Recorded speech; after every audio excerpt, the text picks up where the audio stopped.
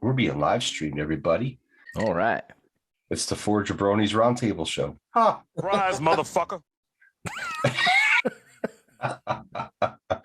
Oh, that was funny. Too funny. You funny soul. Playing the game. What'd you call me, motherfucker? What'd you call me? Oh, that was funny. All right. So should we do story time with Coach Jeremy? Yes. This. Yeah, I am curious. I'm kind of not understanding what's going on with this, but so I'm going to give you guys the short and condensed version because I don't want to drag it out. Don't give us a Patrick version. I don't want to hear a Patrick version. If I gave you the Pat version, seriously, this would be a half-hour story, but I'm not going to do it. I'm going to try and sum it up in about 10 minutes. So it all started 5 years ago. or wait, was it 4 years ago? Maybe it was more than 4, less than 5. Are you going to take us on a 3-hour tour that takes, about 5-6 hours? Let's call it 4.5. We'll be like this at 4 o'clock in the morning. All right, everybody, what's up?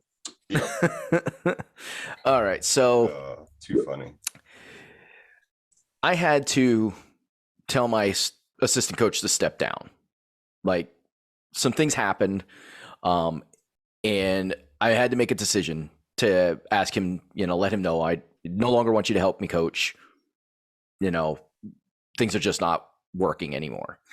So, short version is there was a couple games ago, he had gotten very upset. He had a bad call was happened, and this is kind of like the point that right when we started not seeing eye to eye anymore, which is not good from coaching. And Joe, right, this. If you and I coach and weren't going to see eye to eye, that would never work out. Because I was Joe's assistant at one point in time, and then he became my assistant at one point in time.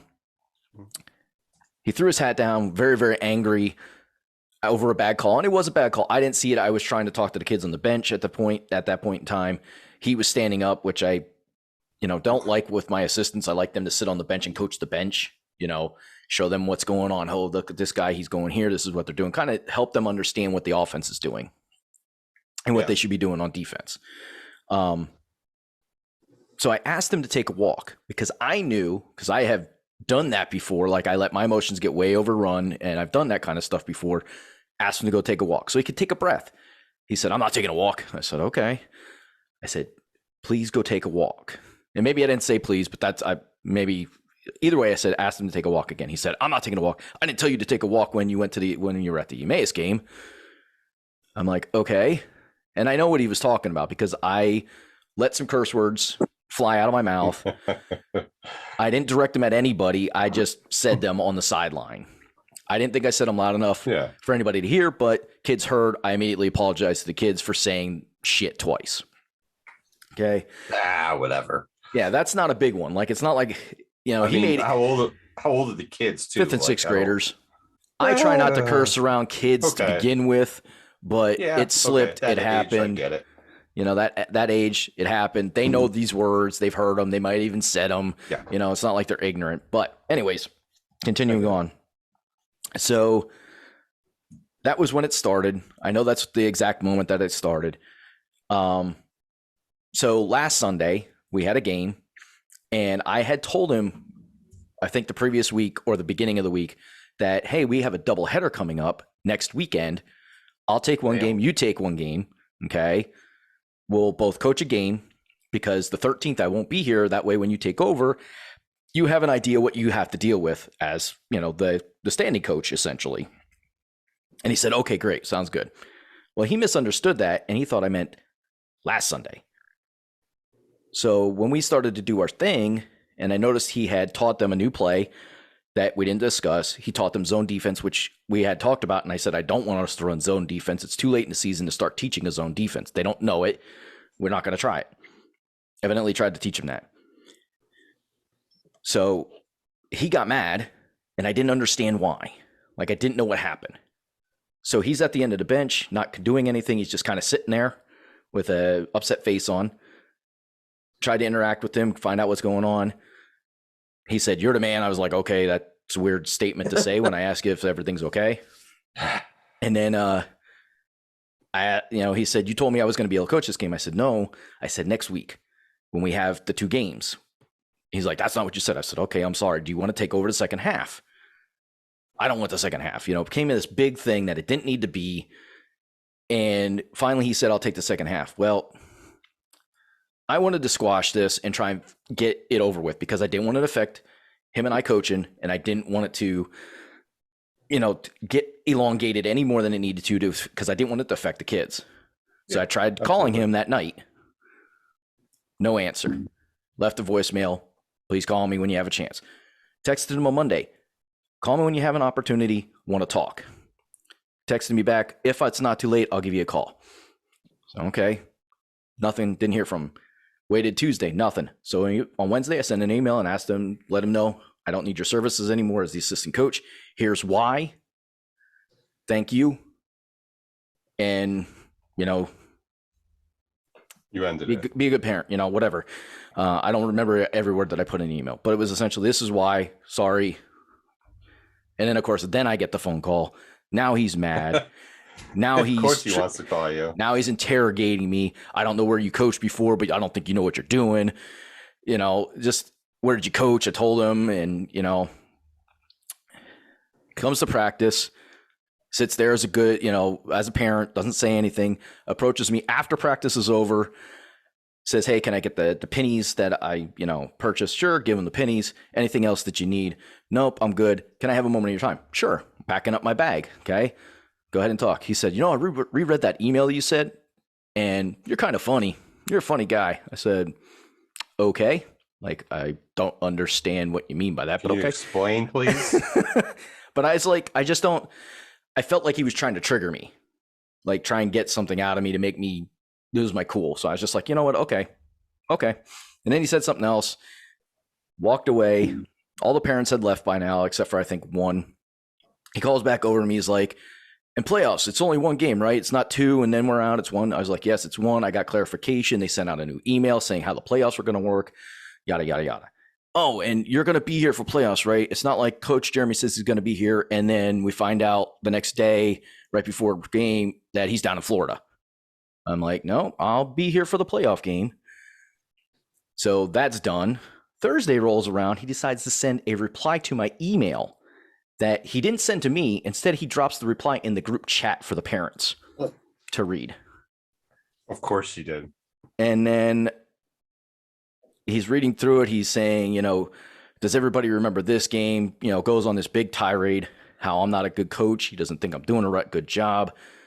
At the very end of it, like the last 3 sentences, he says, "I'm going to say something harsh, but Jeremy, I think you're a racist." And he posts that in the group chat for all the parents to see? Yes. I was like, oh my God. So this dude's black. Is this guy black? Yes, he is a black gentleman. Yes. Yeah, he is a black gentleman.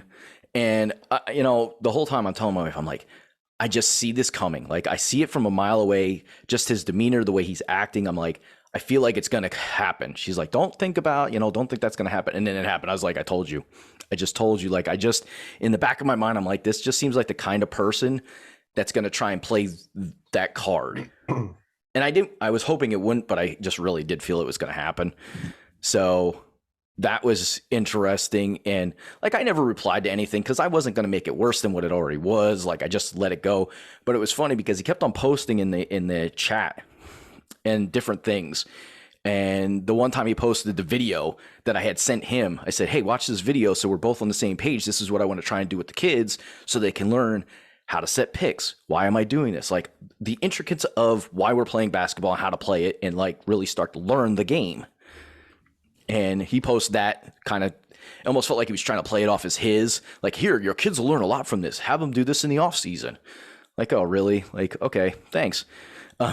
Nothing like, "Hey, Jeremy showed me this, and I think it's a very good thing, and they can practice this." It was just weird. And then the parents got involved. One parent says, don't, let it go. I know you're upset, but it's the end of the season. It'll be what it'll be. Just let it go. It's time to move on. One of the other parents is like, thank you for saying what I was thinking. Another parent's like, I don't know what happened, but I really don't care.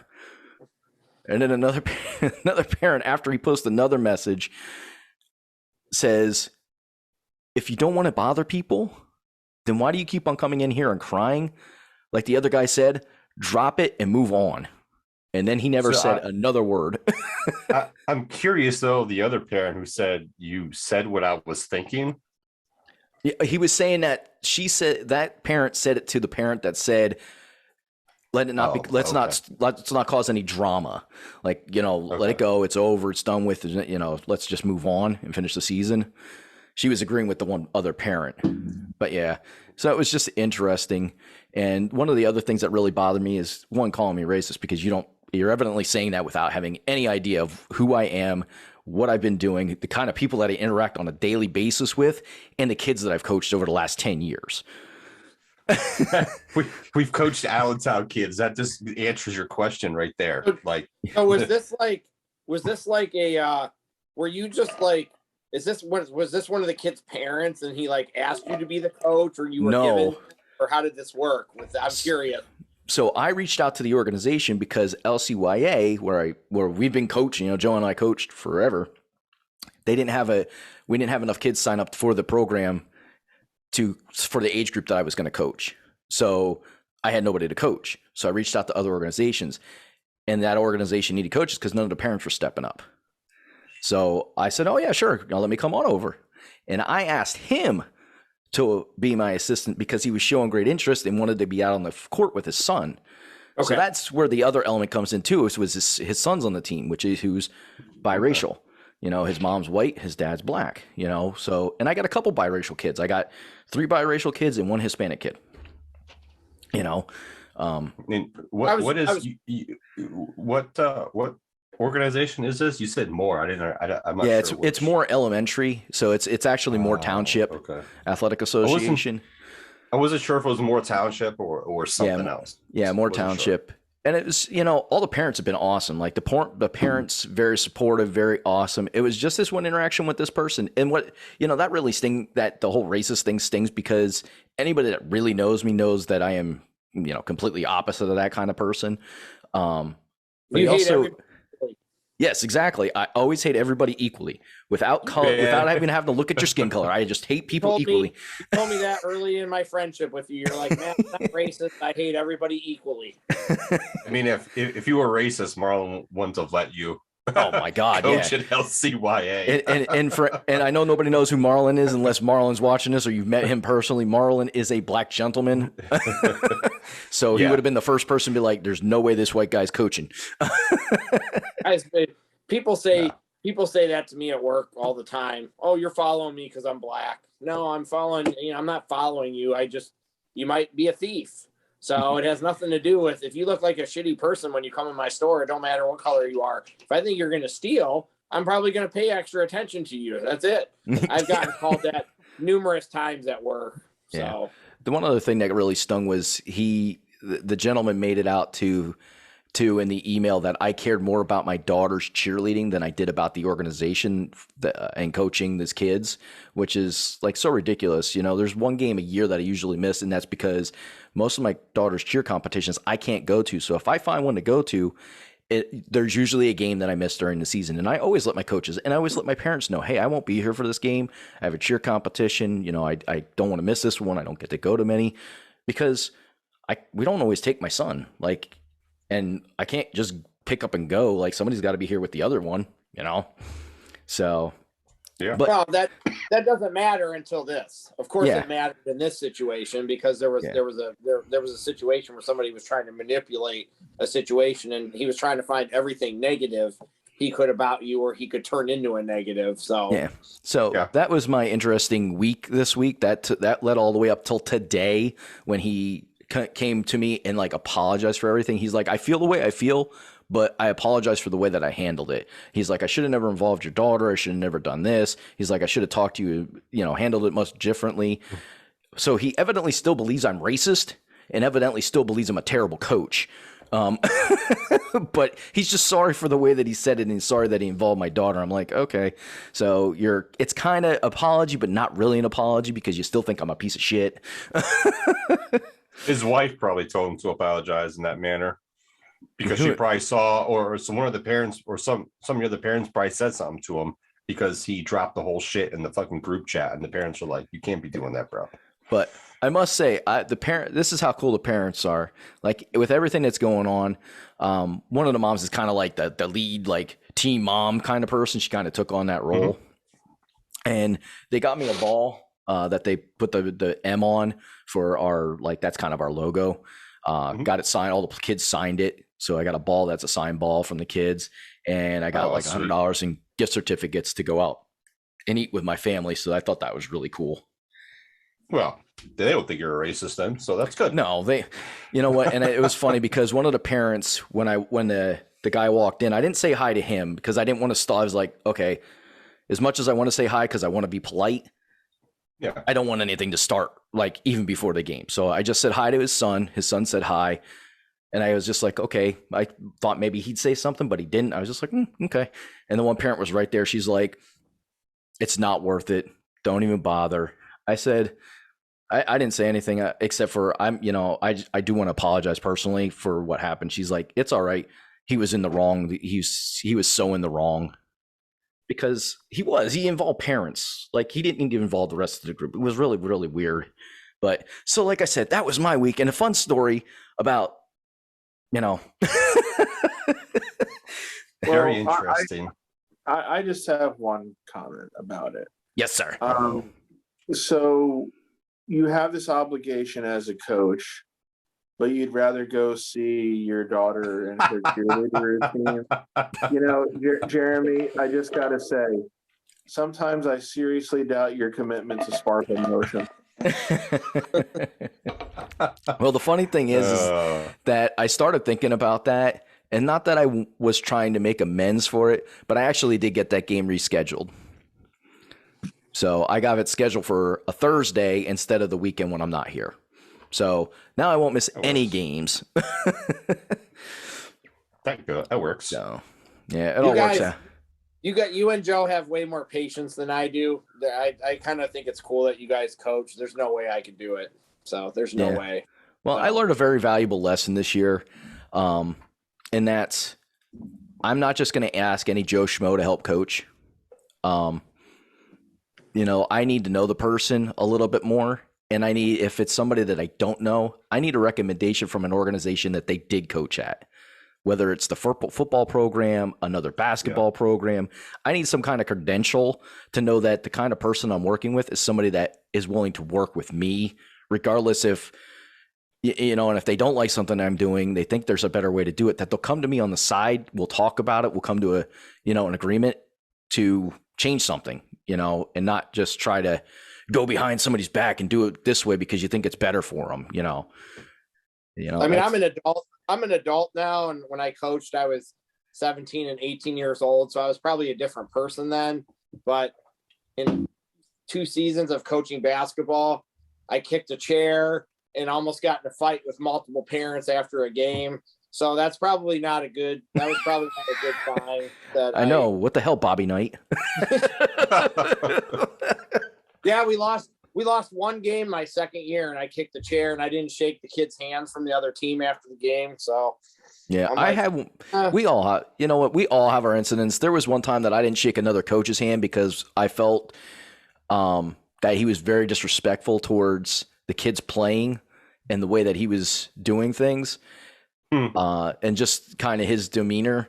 So I didn't shake his hand. I did regret that. I was like, oh, that wasn't the best way to, to show sportsmanship. Like, I'm trying to be a mentor to these kids. I'm supposed to be somebody that they can look up to and follow my direction. So I eventually apologized to that coach and shook his hand afterwards and told him, I was wrong. I shouldn't have done that. It wasn't appropriate, but I would, it's funny because one of the parents, so the second year I coached, I had some kids on my team the first year, and then I had some of the same kids the second year because it was like 5th and 6th graders. But some of the kids that were on my team the first year were on a different team, and we were playing one of them. And I knew one of the kids was terrible, So I'm like, you don't got to guard him. He's not going to shoot. He's not going to, don't worry about it. And I think a parent heard me say that, so they were not happy with me. So then after the game was over, one of the parents came up to me and started arguing with me. And the referees were high school kids. So it was like somebody I knew, and he had to like step in between us. And he's like, I got your back, Matt. And like the guy, I don't remember whatever it was, I was back then. I was like, I got to get the last word in. So like he said something to me, and then I walked away, and I turned around and but who won the game? So I had to get the last word in. So then some other older gentleman was like off to the side, and he's like, you're an asshole. And I'm like, whatever. And then I would see that same guy. His kid must have been my cousin Jonathan's age, because I saw him at games, like playing against my cousin or whatever. So I would see this guy, and I told my grandpa once, I'm like, that's the guy that called me an asshole. And my grandpa, you better not call me when I'm there. I'll knock him out. That's awesome. So was it the kid's father? It was his dad. Probably it was one kid's dad. But was it the kid that you told that you don't have to worry about guarding him? It wasn't his dad. It was. No. So it was a kid's dad on your team. It was a kid's dad on the other team. Yeah, opposing team. But so it wasn't was it? Do you know if it was the kid's dad that you said you don't have to guard that kid? No, like his kid. Oh, so just some random. That kid only had a mother. He didn't have a dad. The kid that I had said that about. So he only had a mom. He didn't have a dad. So it wasn't even that kid's parent. No. It was some other parent on the team, opposing team, that decided that they had to say the other parent.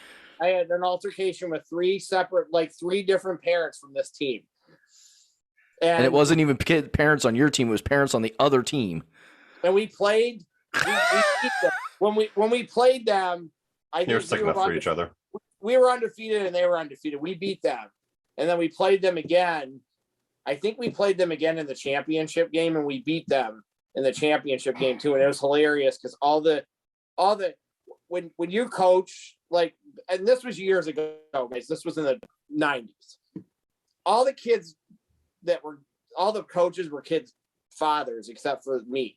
So I was like a rock star because I was like the high school kid coaching, and like everybody wanted to be on my team because it wasn't their dad coaching the team. So by the time we got to the championship game, all the teams that had lost, all these kids that wanted to play on my team were all at this game cheering for my team, and nobody was cheering for the other team. So it was kind of like, and some of the kids, I didn't tell them to do this. I got accused of it.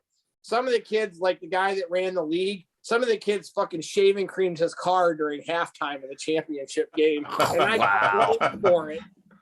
And I didn't tell them to do that. At this point, I would own up to that. I had nothing to do with that. So, and here's my thing. Like, I love parent involvement in sports. Like, parents sit at our practices the whole entire time. This is the other thing. Like, if you're going to try and like undercut somebody's character, you got to make sure that the parents don't know nothing about that person, because the parents are at every practice and they're at every game. So they're seeing exactly the same thing that you're seeing. And if those parents don't have a problem with it, you're not going to change their mind by trying to pretend like something happened, or like this person, like they're seeing everything that I do. Right. Like there's nothing hidden from them. But going on, I love parent involvement. But one thing I've always told my wife is, when my kids play a sport and it's one that I could possibly coach, like my son, I'm not going to coach him. One, I'm not a big fan of that, because if you coach your kids, you have a tendency to be very tough on them, and they never get away from you because you go home with them. So sometimes if you're angry at them for playing bad, you take it home and you're still angry at them for the game. Some parents can't let that go. Now, other parents can, but some parents can't. So I would probably fall into the category of parents that can't. I can pretty much tell you that right now. I've heard of parents, like, they're mad at their kid. They're like, probably. You missed free throws. We're going home and you're going to take 100 free throws. Like, that's a little, like, that's like, and I don't want to ruin that relationship. I'm owning it. That would probably be me, and I know it now. Yeah.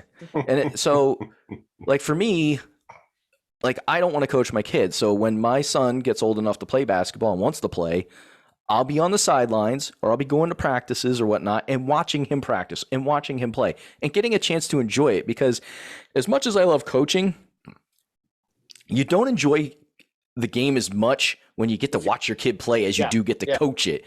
You know, there's times of enjoyment, but there's also times where you're like, oh my God, what the hell is going on? I don't know how to fix this. How do I fix this part? Like, you're going nuts trying to help your kids, you know, do the best that they can. Yep. Like today was a prime example. We were tied at halftime, 12-12. We came out, we completely melted down, messed up. Any way that we could, we messed up. And I didn't understand it. I couldn't figure it out for the life of me. I used all my timeouts to try and help, you know, tell me what's going on, this, that, the other thing. Like, this is what I'm seeing, you know, do this and, you know, try this. And we ended up losing 32-17. And it was tied 12-12 at halftime. I was like, "Oy, what the hell happened here?" Like, I mean, we just pretty quick. Yeah, it got it, and it didn't. It got to about the 10-minute mark is when it just started to happen. Like, really got bad. It was really close up until like the last 10 minutes, and then it just kind of fell apart. Well, that escalated quickly. Yeah, I mean, that's really gone out of hand fast. So it's, you know, I like it better being able to be impartial to all the kids. Because I have no personal investment as far as like, this is my kid, you're not my kid. You know, Joe remembers my nephew played for us the first year that I helped out coach. I was an asshole to him. You were mean to Austin. Yeah, I was an asshole to him. And I felt bad for him. I remember he sat down one time. I said, if you're going to sit, you can fucking run.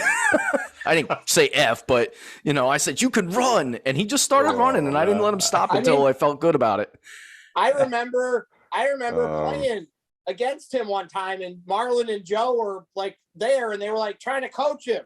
When I was like guarding him and he was playing against me, they were like trying to coach him. Oh, Marlon can never not coach. I love Marlon, but if you're playing with him, get ready to be coached. And like Joe, I feel like I was friends with Joe enough then at that point. You guys should have known that that's going to make me try harder and not give him shit. Maybe that's what I wanted. Maybe you didn't want. Maybe you wanted me to play him as tough as I could. So maybe that was the reason you were doing it, because I'm sure it worked, because he probably didn't do anything at that point. Some need to learn in a different way. That's all. Yeah. I just want to add two things on this subject. First of all, I want to show. This is going to be a little complicated, but I want to show a little example of what Matt's coaching style must be like. All right, so actually hold on, let me just do this. Can you see that? It's a little off, but yes, we can see it. It's got Ren. I'm not sure which way to tell you to move. Move to the right a little. There you go. Yep. All right. What do you mean you don't agree with me? Do you know who you're dealing with?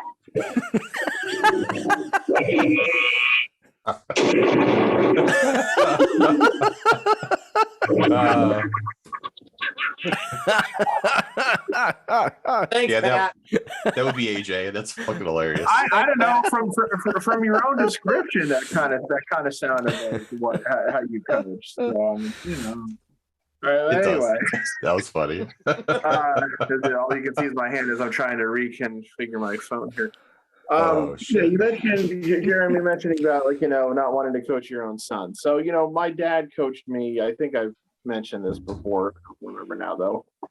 He was an assistant coach sometimes for my baseball teams, not all the time, because he would only ever coach with one other guy. And so there was a year I remember very specifically where I was playing in a different age group, and he wouldn't coach for my team because the guy who he would coach with was still coaching the younger kids. So it was kind of weird. But anyway, there was one time where we were having a practice, and it's at the point of the practice where everybody's just taking batting practice, and everybody else is just out in the field, retrieving the balls basically and everything. One time I was standing near my dad and one other kid, and we were just kind of talking about something, and then kid who was up hit a ball our way, and it was kind of in the gap. We were standing in right field. So I went and I made I just decided I was going to try to play like it was a game situation. So, it was kind of a line drive. It was tailing away from me, and I went and I jumped and did like a full extension and caught it. And, so I'm getting from around the field, everybody's like, "Oh, great catch, Pat. Hey, great job, everything." And I can just kind of, throw the ball back and kind of jog back to where my dad and the other kid was. And my dad's got this smile on his face, and he just goes, "You made that so much harder than it needed to be." And for some reason, I want to believe this story that Pat's telling, but we know Pat, and I don't think I've ever seen him do anything that athletic ever before. I was 12 years old. If I had a picture of myself at 12 years old, you can see I was not nearly as fat. Yes. Then. I'm gonna give Pat the benefit of the doubt. If he said he was doing it 5 or 10 years ago, Jeremy, you're probably right. But no, I know. I'm just messing with Pat. I mean, so he was 12 and 5'11" already. So that. Yeah, I get my dad to verify the story, but he's 72 now, and I'm sure he doesn't remember all this shit because I know he's slowly losing parts of his memory. But yeah. And of course, I give him an explanation from him as to why he said that. And he goes, "You got a late jump. You didn't need to have that. If you had if you had played it right off the bat, you would have been standing there when it came, and you wouldn't have jumped." I'm like, I can tell you, I hated with a passion playing for coaches whose kids were on the fucking team. Yeah, I couldn't stand it. I hated it with a passion. I had that experience a few times. The one guy who I mentioned did a lot, to be honest. Yeah, the one guy who I mentioned who my dad would only coach with. He had two sons, one who was my age and one who was a year or two younger than me. The one who was my age was one of the better players on the team, and the one who was a year or two younger than me was the best pitcher that our organization had in any level by a long shot. He was a kid who could have gone somewhere, but I think he blew out his shoulder in high school. So, oh geez, yeah. Just one other quick thing about my dad, the way he treated me as a player. This was a time when he wasn't coaching, but I was playing, basketball, and we had like 3 or 4 coaches, and we had a lot of split squad games and everything. And I was playing a game which was being coached by the guy who I would consider was like our third coach, and I don't think he respected. I'm blowing myself up here, but I don't think he respected what I could do so much. So just this one particular game, I think I got on the court for maybe 3 minutes total. Oh wow! Like he put me out there. I was in for like a minute and a half in the first half, and I sat the bench rest of the game. And then the second half, like the same thing repeated. And when I was coming off the bench or coming off the court, and I basically ignored the kid who was coming in for me when he was asking me, who are you playing? And I guess I just had this look on my face.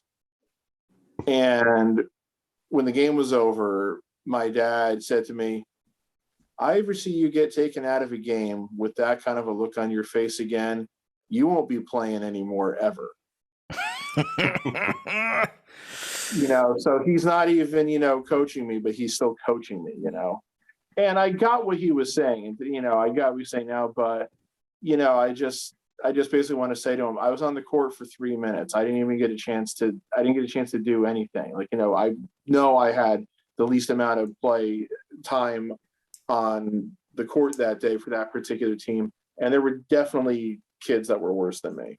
I mean, I was no great shakes, especially if you had to put the ball in my hands because, I get like Eminem, my palms are sweaty if I ever had the basketball in my hands. I always felt my job when I was on the court was to get rebounds and play defense, So I get a rebound, I'm immediately looking for the ball handler and say, "Here, take it," But I mean, so he was just like, if I ever see that look on your face again, I won't let you ever play again. So, that was the best thing about playing on your team, Pat. I knew you were just going to give me the ball. So, well, see, Jeremy made the mention about I've never seen Pat do anything that athletic. I remember one time, and Christ, this had to be 15 years ago now. It's going to hold it against me forever now. Where were we playing, Matt? I think we were playing at Sean's backyard. Sakamoto's house. And I don't remember who all we were playing with or against that day or whatever, but I remember I got the ball and I just like went and like dribbled through two guys and made a layup or something. And I think as soon as I went through, I think I kind of stopped and said to everybody, I hope there was a video camera recording that because it's never going to fucking happen again. I just remember the one time we played at Sean's house and AJ took out freaking Vinny and Vinny flipped out. Wanted to fight. I wasn't there for that one. Oh man, I wish you would have been. I remember I got hard fouled too there, I think. But I got a phone call, I think almost like instantly when that after that ended. There were two different incidents with Vinny there. I think Jeremy was there for one, but there was a whole nother one. So I don't think I was there for either. I just don't remember. But I remember definitely getting a phone call right after one, and it was like, I'm fucking pissed at Vinny. God damn it! I mean, we were like, guys, we were like fighting, and I told you guys, I kicked him in the balls. I did. So, he's a dirty fighter. He fights dirty. He grabbing pinches the nuts and bolts. He almost ran my foot over with his car when he was pulling away. I was out there and he almost ran my foot over. Yeah, I mean, I'm pretty sure if I had been there, I would like to think I would have been trying to pull you two apart. I mean, he was like one of those people who he didn't have the skill. He didn't have as much skill, but he was like a pest. He was always right up in my face, but he fouled me all the time. But he was one of those guys like that. So he was making up for his lack of skill with just being intense and stuff. And I used to mess with him. And I look back on some of the times when I was dicks to some of my friends back then. And it's not, but I bounced the ball off his head back to me to piss him off that time. I threw the ball off his head back to me. And that he was done with me at that point. I totally set him off then. So I kind of had it coming. So my favorite thing to do to people on the basketball court, because they never expect it. They don't look at sometimes me and expect that I can do I can pass really well. Some people are just unless they played with me enough, they don't realize. That's one thing that I always am good. I can see the floor and I can see where people are going to. Usually when the pass gets messed up is because it slips out of my hand, or the person that's going where I think they're going stops going there. And then it's oh, you stop moving. They're like, oh man, I'm so sorry. But I love to put it between people's legs. I like to pass the ball between people's legs. That shit drives. Everybody's like, oh, because it makes the person that's guarding you look like a fool. Man, you had your legs wide open. I'm sorry, that's where the ball's going. Especially if the person's right behind you. Your legs. Just especially if the person's standing right behind them, that I want to pass to. I'm not going to dish it over somebody's head all the time because you can jump and catch that. Neither me or you, Jeremy, really looks like a basketball player. I've been the last person picked before at pickup games, and then halfway through the game, well, probably shouldn't have picked him last. Yeah, it just depends on who you're playing with. When I play with my nephew's friends, they know what I can do. Some guys don't like the way I play because I'm not a big shooter. And, I do miss a lot of shots when I take them just because I don't shoot all the time. So I never get into a full rhythm. But when it comes down to it, if you want somebody who's going to set picks and help you get open and give you the ball where you want it and help you get shots, I'm the kind of person you want on your team. You should be complaining then. Jesus Christ. Yeah. Don't expect me to shoot a lot. And if I do, expect me that it's probably going to miss, but I'm going to help you get points. I can help you win in a different way. We always had fun playing with you and Chris because your brother Chris is he's worse than I am. He's God damn it, play defense. He's Mr. Intensity. What are you doing, Jeremy? Guard him. Yeah, he's calmed down with that now that he's older and realizes that he can't play like that anymore himself. So I don't think he expects anybody else to play like that. So that's funny. Yeah, my brother was always about defense. Yeah. Always. Jeremy, what are you doing? I'll guard Matt. You're not guarding him. I'll do it. And I would make a couple shots on him, and then I'd see him in his head oh shit. Yeah. So. Oh man, good old times. I didn't think anybody was more intense than me, and Chris Beaton was worse than I was. I thought I was bad, but then I met Chris, and I'm well, at least I'm not that bad. Yeah. So I got to show you guys something. I found this very, very funny. It's a TikTok that I came across. I'm going to preface it like this. I don't give this guy much clout because he's wearing an entire Browns outfit. So, oh Christ. And just the topic that he's talking about as a Browns fan, I don't know how you can sit there and do it with a straight face. Jeez, and anybody take you serious. So give me one second. What you got? All right. So 3 reasons why the Packers are the most overrated team in the NFL. Once again, this guy is wearing Browns stuff. I mean, I might be willing to agree with that statement right now, though. So. I'm not saying he's not wrong in this, but you got to listen to the reasons that he gives. This should be fun. Here is why the Green Bay Packers are the most overrated franchise in NFL history. Since 1992, the team has had 2 of the top 10 quarterbacks of all time, and they only have 2 Super Bowl wins. You call yourselves Title Town because you won 13 championships. 11 of those championships were won before color TV was invented. You should call yourselves Idle Town because your sorry-ass franchise ain't going anywhere. I went to Lambeau Field in November. The stadium is a dump. Lambeau Field is an older place because they're trying to preserve the history. Well, that's a nice way of saying they're too stingy and cheap to renovate the damn place. Here's why the Green Bay Packers are the most... I don't necessarily disagree with his statements. The sad part is about if he was like a Pittsburgh. Okay, I'm wrong. I'm gonna say it anyway. If he's a Pittsburgh Steelers fan, I would be more inclined to be like, yeah. But he's a Clowns fan. When was the last time your team did anything? They've never won a Super Bowl. Like they're in that color category TV as well. Before color TV as well. So he has no room to talk. The Browns have never been to a Super Bowl. Yeah, they've never been to a Super Bowl on top. So that's why I have a hard. Before fucking color TV. Right, they won championships. Yeah, and his whole thing about 11 of their championships were won before color TV was invented. That's completely and totally fucking wrong. Right, because they won the first Super Bowl, which was in color. The first Super Bowl was televised, and that was in color in 1963 or 62 or something like that. So 66. I mean, 66. A quick Google search tells me that color TV existed in some way, shape, or form as early as 1953. Yeah, which therefore means that because the Packers, in addition to winning the first 2 Super Bowls, also won a bunch of the NFL championship games there in the early 60s. Tells me that most of their championships were won after the advent of color TV. Now, did every home have color TV by 1966? That I don't know, but it certainly fucking existed. It's just funny that a Clowns fan's talking shit on Green Bay when their team hasn't done anything. If you're gonna make a fucking sanctimonious video like that, you better have your fucking facts straight. What a fucking idiot. So let me pull up this Facebook post. All right. You want to display it? No, it's on my phone. You guys keep talking. I'm just okay. This has to do with sports. I have nothing to talk about.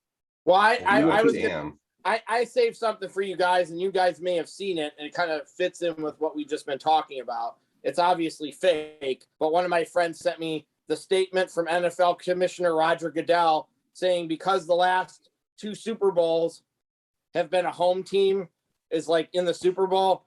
Going forward, the Super Bowl every year will be in First Energy Stadium in Cleveland because they don't ever make it to the Super Bowl. That's awesome.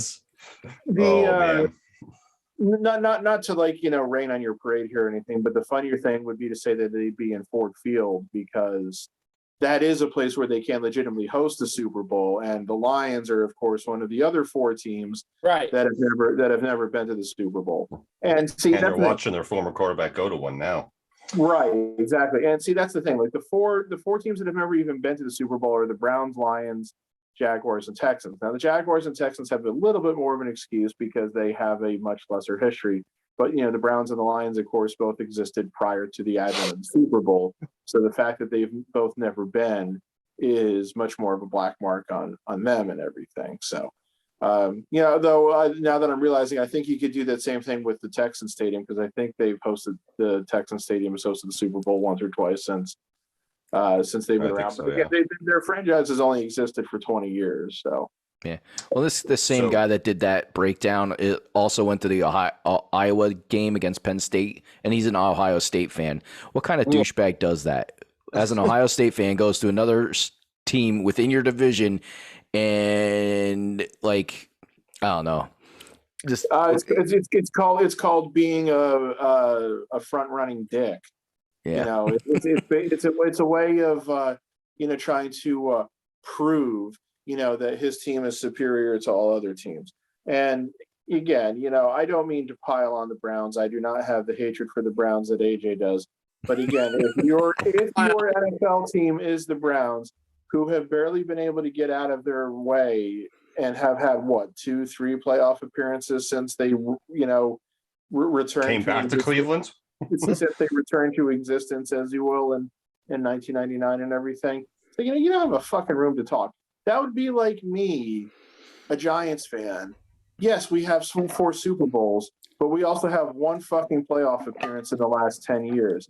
That would be like me saying to like the Rams or Rams fans or Chiefs fans right now, saying like, oh yeah, you guys don't even have as many Super Bowl trophies as my team combined, but my team sucks right now and yours don't. So well, it's funny, and it just kind of makes me laugh, because he Browns fans thought the answer to their problems was going to be getting rid of OBJ. He goes to the Rams and has been a major contributor to the Rams since he went there, and he's still learning the system. So he's not even fully acclimated to the system. And he's already been a major contributor to helping them win. So was the real problem with OBJ, or is it just that Jesus, Cleveland was just that bad? Well, and all of a sudden I can't think of his damn name. Their quarterback, Baker. Yeah, Baker Mayfield. Or is it that he just or that him and Odell just didn't have chemistry, and maybe he's just not that good of a quarterback as everybody wants to think he is. I like to think he was, but maybe he's just not. He was supposed to be the answer, and he's here for 4 years, and Joe Burrow has been in Cincinnati for 2, and he's already going to the Super Bowl. So which guy's in better shape right now? Yeah. So I found the post. Okay. Fucking dumb people. So Fox Sports analyst Nick Wright on why LeBron James I saw this has had a more impactful career than the recently retired NFL legend Tom Brady. Well, LeBron has been able. Wait, I'm sorry, I didn't hear the first part. So why? Who has had a more impactful career than Tom Brady? LeBron James has had a more impactful career than Tom Brady. I'm already disinterested because this is an apples to oranges comparison, but it is. It's dumb. And there's some comments after this on the person who posted this. It's just asinine. Not on the person who posted this, but some of these other people who posted. So Nick Wright says what LeBron has been able to do everywhere he's gone, and independent of coaching, far outshines Brady. LeBron's resume is clearly the most impressive. And there's some people who Shane posted, also LeBron flops, that is all. But so there was, some people posting stuff. And then there's this one person who posted, Brady has played more games, years, and has more passing attempts than every quarterback in history. Always plays with a stud wide receiver and O-line. To get rings in football, you need help. LeBron has done it all by himself, in capital letters. Wow. So Kyrie Irving was never on his team. Kyrie Irving just didn't exist. It was all over. So Chris Bosh. Yeah. So hold on. So I posted this, and then the person who posted this is actually our friend Rob. He he replied back. So I'm gonna read this. So I wrote this. I was like, I'm going to try and be as respectful as I can with this one. I wish people would really think about what they post before doing so. Brady's wide receivers, and like these are the best, really, the wide receivers he's played with. If you take Randy Moss out of the equation, it's not great. Well, just hold on. So I wrote this. I wrote Brady's wide receivers, Randy Moss, and I put 0 Super Bowls won together and lost to the Giants when they were 16-0 in the regular season. Gronk, Wes Welker, Edelman, Deion Branch. And like, if you go after that, they've had nobody as far as like great wide receivers, just a bunch of second tier, third tier wide receivers. And Edelman's not even going to be a Hall of Famer, most likely. No. And I said, Gronk probably will be, but he's also not a wide receiver. But yeah. I was going to say, I put him in there because he's a. But it's like the only Hall of Fame wide receiver that Brady's ever played with is Moss. Welker was really good when he was in New England. Edelman was pretty good. I mean, but a lot of times you can say Amendola, same guy, barely did anything though. You could probably say that Brady elevated these guys. Like, who were the receivers that we had? Like for his first few, it was like Troy Brown and like David Givens, my guy from Notre Dame, and I even put like Deion Branch was the other guy I put on here. And look what happened to those guys when they left New England. Yeah, nothing. So then I put like with those wide receivers, 7-3 Super Bowl record, and even his running backs, like his best running back he had, I think maybe LeGarrette Blount. Maybe there's somebody else I'm missing in there off the top of my head. So I put LeBron is 4-6 in NBA Finals. 2007, when they lost to the Spurs, is the only NBA Finals you can say that LeBron did 75% or more of the work to get to the NBA Finals, because that team really wasn't. I mean, you had Carlos Boozer on that team. Boozer. Larry Hughes was on that team. 2018 also, that Cavs team was bad, and they shouldn't have been in the finals that year either. So, yeah, but who do you have on that team? He had Kyrie on that team, right? No, have Kyrie and Kevin Love. No, Kyrie was in Boston then. Okay, Kevin Love, but that's the East still sucked though, so I care less about that. I'm just saying that year was bad. That year he was on a bad team, and he was probably doing 75% of the work that year too. So yeah, I mean that's fine. The East still sucked. I said he played with D Wade, Hall of Famer, Chris Bosh, most like is he in the Hall of Fame? I forget. Yes. But I think he is. I put Bosh got in. Yeah. I put D Wade, Chris Bosh, Ray Allen, Kyrie Irving, Kevin Love, Anthony Davis. I said, who had a better core to play with? And it's like you're comparing. It's hard to compare basketball to football to begin with, because it's so I said apples. It's harder to win a Super Bowl that many times because how the NFL works. It's easier to win an NBA title. I mean, just look back at history, and like there's in the last 20 years, maybe 5-6 teams who have like won it every single year. And so it is what it is. I said no champion does it himself, in capital letters, in team sports. Not Jordan, Russell, Magic, Joe Montana, or Wayne Gretzky. Maybe they are responsible for more than 50% of the reason why they won the championship. Yes, they both have long careers. It's harder to win a Super Bowl than an NBA title. So yeah, then there hasn't been a back-to-back Super Bowl winner in over 20 years. And then Rob had posted, LeBron has done nothing by himself. Do you skip the years he had Wade, Bosh, Kyrie, Love, and Davis? And he goes, he won 2 with Bosh and Wade, 2 with Kyrie, Love, and one so far with Davis. LeBron is 3rd all time in points, soon to be 2nd. Kobe is 4th, and Jordan is 5th. And your point is what? He came out of high school, and they do fucking load management these days. They didn't do that back in the day. He only won 1 with Love and Kyrie, not 2. Yeah, and see somebody, and this is the point. This guy has no idea what the fuck he's talking about. Hasn't he already played more seasons than Jordan did? Yes. Oh yeah, by far. Yeah. Okay. He is 7th in assists as only as the only forward on a list full of guards that Kobe and Jordan aren't on either, because they're shooting guards, fuck nut. They're not goddamn point guards. Wait, I lost my spots. In fact, he's about to pass Magic Johnson in assists for a power forward. He's also 10th all-time in steals. Nobody has achieved stats like that in NBA history. Championships are great, but they aren't everything. Stats don't lie. Then he goes, both are phenomenal players for sure. I could list a lot of great Brady stats also, but I don't think it's possible to compare players of different sports in a fair manner. Then why the fuck did you open your mouth and post the shit in the first place, bro? Can you do me a quick favor? Can you reread that statement about 3 or 4 sentences ago? That thing about championships. Nobody has achieved stats like that in NBA history. Championships are great, but they aren't everything. Stats don't lie. Championships are great, but they aren't everything. They sure are everything.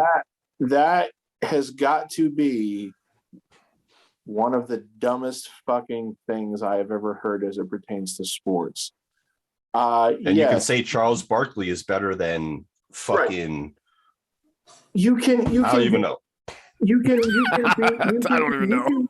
You can be a great player and never win a championship in your career. And there's been plenty of guys in all the 4 major sports that has happened to.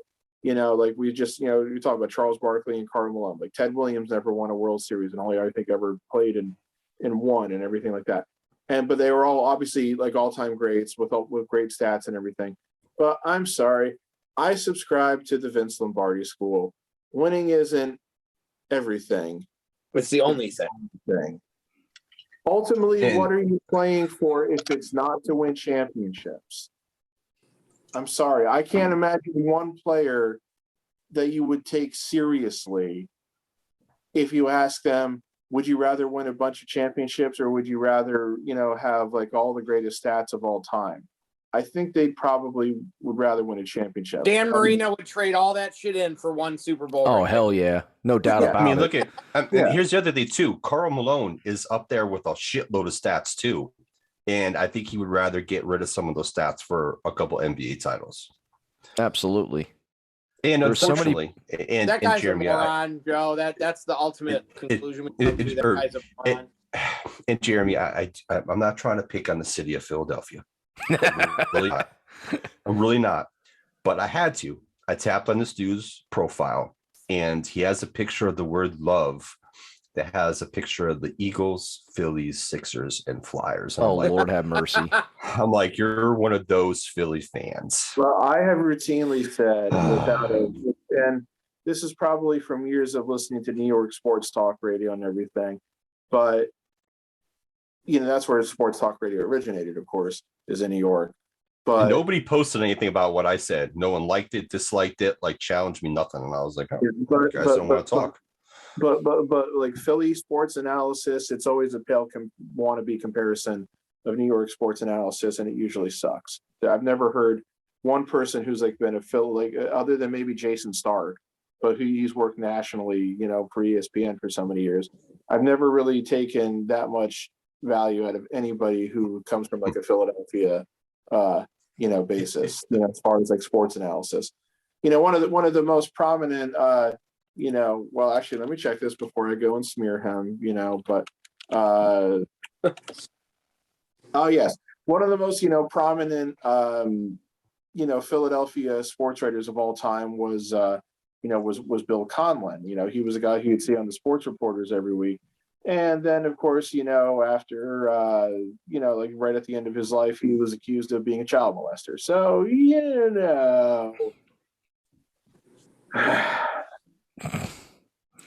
It's just another thing in sports that frustrates me. That's why I try to not read stuff, but I was like, I just had to post it because you sounded stupid.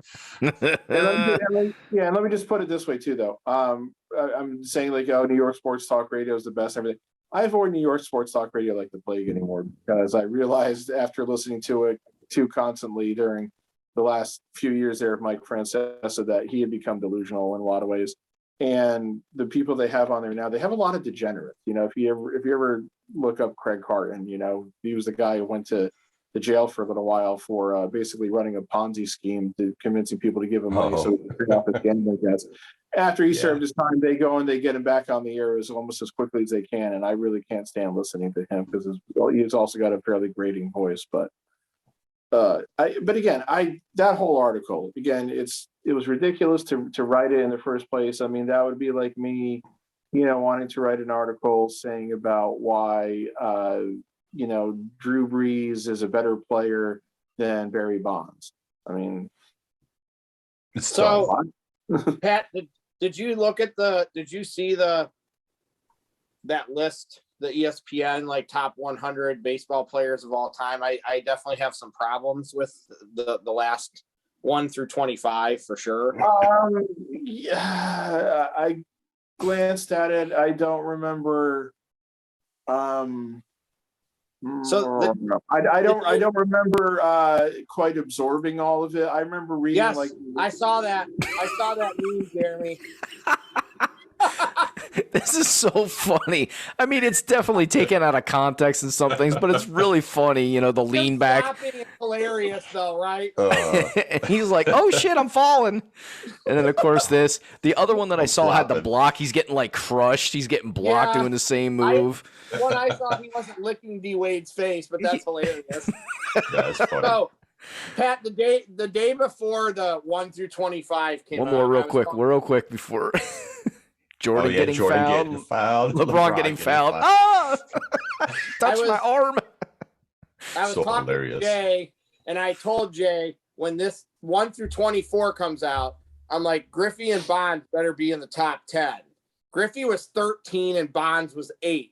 I thought Bonds should have been in the top 3. And what was the list about? The ESPN did a ranking of the 100 best baseball players and of all time. You know more about the guys, like the older guys, Pat. So and Babe Ruth being number 1 was what I expected. But I just was having a hard time believing that there's 7 guys ahead of Barry Bonds, and I really thought Griffey should be, even if he was 9 or 10. I was really shocked that Bonds wasn't higher and that Griffey wasn't in the top 10. Well, I can bring this list up because I didn't even know they did this. I can understand why Griffey wouldn't make top 10, to be honest. And his years in Cincinnati. It's because the second half of his career was largely injury prone, unproductive because of being injury prone, and it ends up being oh God, if it only stayed healthy, Ryan Sandberg was only 91. No, but I mean, see, that's a tragedy. The nice thing about baseball is that it's probably the easiest of the big board sports to quantify. These are not the writers who vote for the Hall of Fame. This was just ESPN. So Bonds is whatever whatever Bonds steroid issues are. I don't think that was figured into this. So I really thought Bonds would be higher. Yeah, I mean, again, like I said, baseball is kind of the easiest to quantify in a lot of ways. And, with a stat like WAR, it's meant to create a way that you can compare guys who played in different eras because it's adjusted for the park effects of the time and the league at the time, the run scoring environment and stuff like that. One thing that I don't think WAR adjusts for is, pre-1947, post-1947. So I just don't like using WAR that far back because it doesn't fit a certain time. Well, frame. WAR is also based in some ways on usage, especially when it comes to pitchers. The more innings you throw, the higher your WAR is going to be. Okay. You got to break this down for me because I've never heard this term before. What, WAR? Yeah. Wins above replacement. Oh, okay. It's basically a sabermetric stat, but it's a counting stat, as you will. And just the higher your WAR number is, it just shows the better you were for your career. That kind of. But Pedro Martinez ahead of Griffey. Oh, yeah. So here's the thing. God. Here's the thing that I just was looking at the top 25, and I think I saw this when they had a reaction from some of the people of the top 25, I think only 8 of them, I just counted, played in the 90s or later. Yes. So there's still in baseball this bias towards the golden days, you know, like these mythic figures that were Ty Cobb and Babe Ruth and Honus Wagner and Walter Johnson, and then, you know, even getting later, Joe DiMaggio and Stan Musial and Ted Williams and Mickey Mantle and Willie Mays and everything like that. You know, Babe Ruth was obviously a great player. You know, you can see like video highlights of Babe Ruth. I swear, nobody hit a ball like Babe Ruth did. The way the ball would come off of Babe Ruth's bat, even when you see like video of it now, is still something where it's just like that shit was corked. Well, I don't know about that, but no, it was seriously. Well, if that was the case, Lou Gehrig would have more home runs now too. Yeah, just like how does the ball come off of his bat like that and everything? So I mean, yeah, like I said, you know, Babe Ruth's career slugging percentage was .690. You know, that's like video game stats basically. But Babe Ruth never had to play against black players.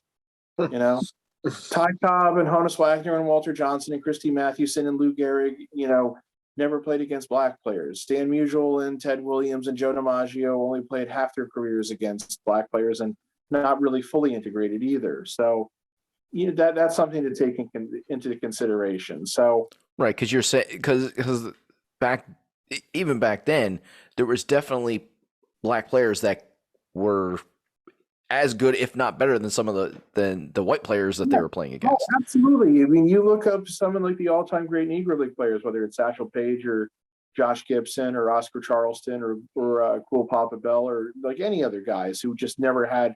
You know, Page had a couple opportunities, but he was like in his 40s already, you know, to play in the major leagues. But those other 3 guys I mentioned, you know, they never had that luxury, if you will, of being able to play in a fucking integrated game. You know, a lot of people have speculated that Oscar Charleston may have been the best player of all time, but it's very hard to really quantify that because Negro Leagues didn't keep statistics as well as major leagues did. Yeah. You know, so and they played irregular seasons in terms of like the number of games and shit like that because they just weren't as well organized. And, you know, so it's whenever you're doing a ranking like this, it's really weird. I mean, again, I don't know. I mean, they say they had dozens of ESPN writers and editors submitted more than 20,000 votes. See full methodology here. I guess I should probably look at that because I didn't. Because like when AJ told me that my favorite player of all time, Dave Winfield, was on the list, I was surprised because while Dave Winfield is definitely a Hall of Fame player and everything, he was also somebody who was a bit more of a compiler as opposed to being somebody who was like an MVP candidate every year. So the fact that he made the top 100 actually surprised me a little because you typically don't, like other lists where I've seen them ranked like the top 100 players of all time or whatever. He doesn't typically make them. He falls a little bit just below the cut. And so I was a little surprised by some of the rankings on this list. Like I was definitely surprised that Pedro Martinez was obviously great for the time in which he played and everything. I mean, because, you know, he had that 1 year where his ERA was 3 runs lower than the average ERA, you know, which is just like unheard of. But Pedro Martinez was not the 11th greatest player of all time. So Pat, if you were going to incorporate, like, if you were going to do a top 10 list, where would Bonds be on your list? Would he be in the top 3, top 4? Definitely top 5. Beyond that, I'm not 100% sure. I do have to slice a little bit off of the PED suspicions, but as I've said many times over, the guy was a fucking Hall of Famer before he ever took steroids. He probably wanted to hit 762 home runs and finished with, you know, the insane amount of walks and everything. You know, if he hadn't been taking them and everything, but he still probably would have hit. He didn't want to hit 500. He probably would have hit 600 too. So he won. It's not 4. Did he win 4 or 5 of his MVPs before that started? At least 4, maybe 5. Like he won MVP. No, he only won 3. and 2 in Pittsburgh, and then the first one with the Giants in '93. But he didn't win the MVP again until 2001. By then, he was probably doing his thing. So, and that's not to say of course, you can always have those debates about who should have and everything. And you could probably look at the stats and go back and look at things and say he probably should have maybe won 1 or 2 other MVPs in those time frames. And he only hit 50 home runs. He only hit over 50 homes once. Yeah, well, I mean, Hank Aaron, 2001. Yeah, Hank Aaron never hit over 50. You know, but he had plenty of seasons where he hit more than 40, and he did it for so damn long. It's like, some people probably say to me, "Yeah, Hank Aaron did it clean." It's like, well, yes, we assume Hank Aaron did it clean, but towards the end of Hank Aaron's career, we know that players were starting to pop amphetamines left and right. And I'm not accusing Hank Aaron of taking amphetamines, but we don't know. Again, baseball's that sport that's always had every decade or every so many decades has shit that's going on in regards to damn pill poppers and needle poking. Several years ago, when he still worked for ESPN, Bill Simmons wrote an article for the magazine where he was like trying to break down and find the era where baseball was truly clean. And I think all he came up with was from like 1988 to 1992, because he said it was like the post-cocaine era, pre-steroid. That's probably about right. But from like everything from like 93 on, he said you have to take into account suspicion of steroids. He said like the 70s, you had the amphetamines, the early 80s, you had cocaine usage. But they changed the size of the mound after like the dead ball season in 1968. Obviously, you had a half century where people weren't allowed to play because of their skin color and shit like that. So, yeah, baseball. Anybody who wants to tell you about, I wish baseball was the way it was when blah blah blah. It's like, fuck you. Okay, you either accept that the game changes for both good and bad, or just stop fucking watching the game. So, but on this list, from what I could tell, they had Derek Jeter ranked, I think it was like 29th or so. That's too high for Derek Jeter. And Mariano was 31, I think.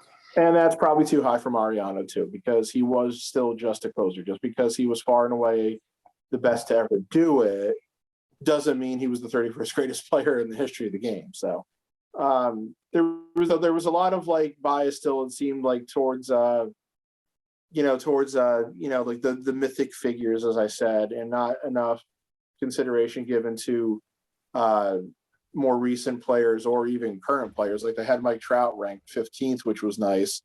I hope he can come back from his injury and everything and continue to Bonds was the highest ranked person from our lifetime. Everybody else had it from like the good old days. So yeah, the guys ahead of Bonds from 7-1 were Mantle, Gehrig, Williams, Cobb, Aaron, Mays, and Root. So yeah. I mean, we'll have to see where things go. And here's my problem with I only have a slight problem with it because there's no way that those guys can hold on to those ranks forever. Like there's got to be somebody eventually like that comes out that you could honestly say was a better overall baseball player than those three.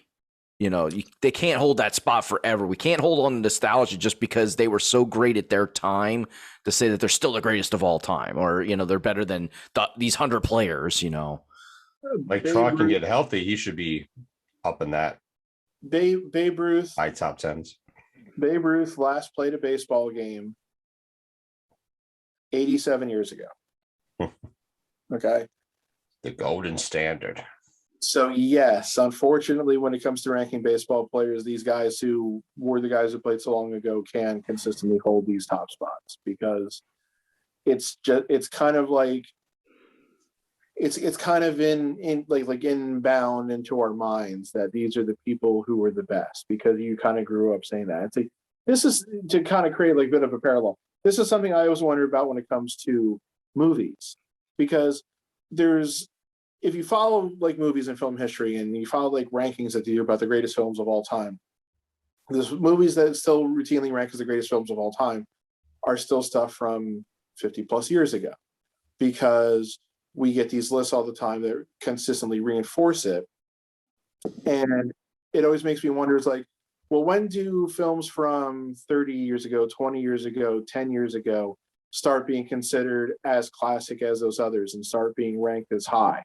Well, you can look at like the top 250 list on the IMDb to kind of get an idea of that, but you can't also totally rely on that, because there's a lot of fanboyism that goes on there. I think the most recent Spider-Man movie, I think, is currently polling in the top 20, but at the same time, they also have movies like, it'll fall, but The Shawshank Redemption and The Godfather are the two movies that constantly seem to switch out for the number one ranking. But you'll also see like the Star Wars movies and the Lord of the Rings movies and The Dark Knight and Inception and some other stuff like that are ranked pretty highly on that list, which if you ask like film scholars and historians and critics to rank, I'm sure they wouldn't rank as high. They might be on the list, but they wouldn't be as high. So it makes me wonder how like things will ever change as far as films. Like, when will we say like The Dark Knight is truly one of the greatest movies of all time or whatever, or like, The Lord of the Rings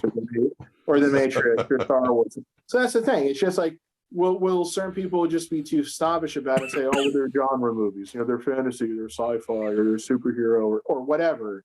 And so they never really get to take the place of like the Citizen Kanes and Casablancas and Godfathers and Lawrence of Arabia's and stuff like that. It's baseball rankings, it seems like kind of sort of works the same way. And we can even parallel that to wrestling, where at what point does a Seth Rollins or a Kenny Omega or somebody like that permeate a top 25 of all time? At some point, some of these guys that are wrestling now have to start coming up in those discussions too. So yeah, especially if their careers start to parallel like some of the greats that are out there. And that's what I mean, like with baseball. There's got to be somebody that, and I don't, know baseball like Pat does, but there's got to be somebody, even, I don't want to say current, but within the last 20, 30 years that has to parallel Babe Ruth's kind of career or Hank Aaron's career in what they were able to do to say that, okay, they could be in the argument as one of the top three best players to ever play the game. Barry Bonds is that person. Like Barry Bonds is that person in our lifetime. So. Yeah, I mean, the guys. Just the problem with steroids. That's the whole big thing. Yeah, the guys who have been close to that would be the guy Bonds and Griffey and Albert Pujols and Mike Trout, and I guess maybe you could throw. You could throw Clemens in there. I guess you could maybe throw like Miguel Cabrera in there, but the game is also harder now than it was then, and it's not just because of integration. The schedules are longer. Travel is much more lengthy. Before 1957, you didn't have any teams west of St. Louis. Yeah. Guys are harder. It's like the former Yankees pitcher who's now with the Red Sox, Adam Ottavino. He made that statement a couple of years ago, which some people took to be this big controversy when he said that he'd strike out Babe Ruth every time he faced him. And that's a pretty bold statement. Well, nobody threw as hard back then. There wasn't the variety of pitches back then. No. Guys threw in those days until their arms fell off. If you didn't go out and throw 9 innings, they thought something was wrong with you. Pretty much. And guys probably and I don't think like we talk about load management in basketball. There's that to a certain extent in baseball, but it's also, I think, mostly made out of like, well, we know this guy's got an injury history, so we're going to give him like a day off today because we need him for the whole season kind of thing. Well, but they do load management per game with pitch counts now. Right. It's a pitch count load management now. Right, but that's also based on the because they've crunched all the numbers repeatedly and they show this guy loses his effectiveness starting here, or like they said, like, you can't let a guy go 3 times through an order anymore because it's like the first time through the order, they can't hit him. The second time through the order, they're a little bit better against him, but, still not that great. The third time through the order, they hit video game numbers off of him. So shit like that. But And you hear all the times, of course, about guys blow out their shoulders, guys blow out their elbows. You got to think that back in the day when the medical technology was not as advanced, the guys were probably pitching through torn rotator cuffs or through torn elbow ligaments and shit like that. Yeah. Obviously, they're not going to be as effective, and obviously that's going to make it easier for the batters and everything. So, that's just the thing. It's like where it's like I love looking at WAR as a stat to try to get like a comparison, but I also know where you got to discount it, and it's just hard because again, there's so much about the past that we just don't know and can't know, and even today there's stuff that we don't know and can't know because if the team and the player won't necessarily be forthcoming about something, they're like DJ, okay, for AJ and I, DJ LeMahieu plays for our team, the Yankees, and his last year was not as good as his first 2 years with the Yankees. Well, I guess finally a couple of weeks ago, he said that he was playing through a groin injury the entire friggin' year. So if he wasn't 100% healthy, well, that kind of explains why his home run power went down or why his batting average went down and everything, because he wasn't fully healthy. We didn't know that during the season, though. They never said it. So, That's enough baseball. Too much. I should have brought it up. Well, no. So I just want to kind of put something out here. We were talking about Barry Bonds and, could he be in this discussion and legitimately be in discussion of like one of the greatest to ever play the game of baseball? And how many MVPs do you guys think he had? 6. Yeah. He won 7. Yeah, he won 7. Okay. What was the thing that you said he had 3 of? No, he won 3 before he started. Oh, 3 before. Yeah. Okay. He supposedly started taking steroids after seeing the way that everybody adored the 98 home run chase between McGwire and Sosa. And he supposedly wanted to get all that love and admiration. Attention. So he supposedly started taking the steroids. They figure around 99. But he'd won the MVPs in 90, 92, and 93. The first 2 with Pittsburgh, and the last one there was San Francisco. Yeah, so he had 7 MVPs, 12 Silver Slugger awards, 14 All-Star selections, and holds a whole bunch of batting records, including most home runs in a season, and most career walks. So it's kind of crazy. Yeah, and he won a bunch of Gold Gloves too.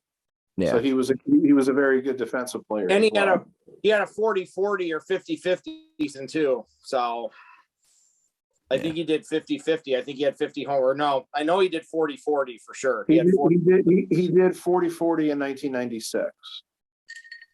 Yeah. So just crazy. Oh man.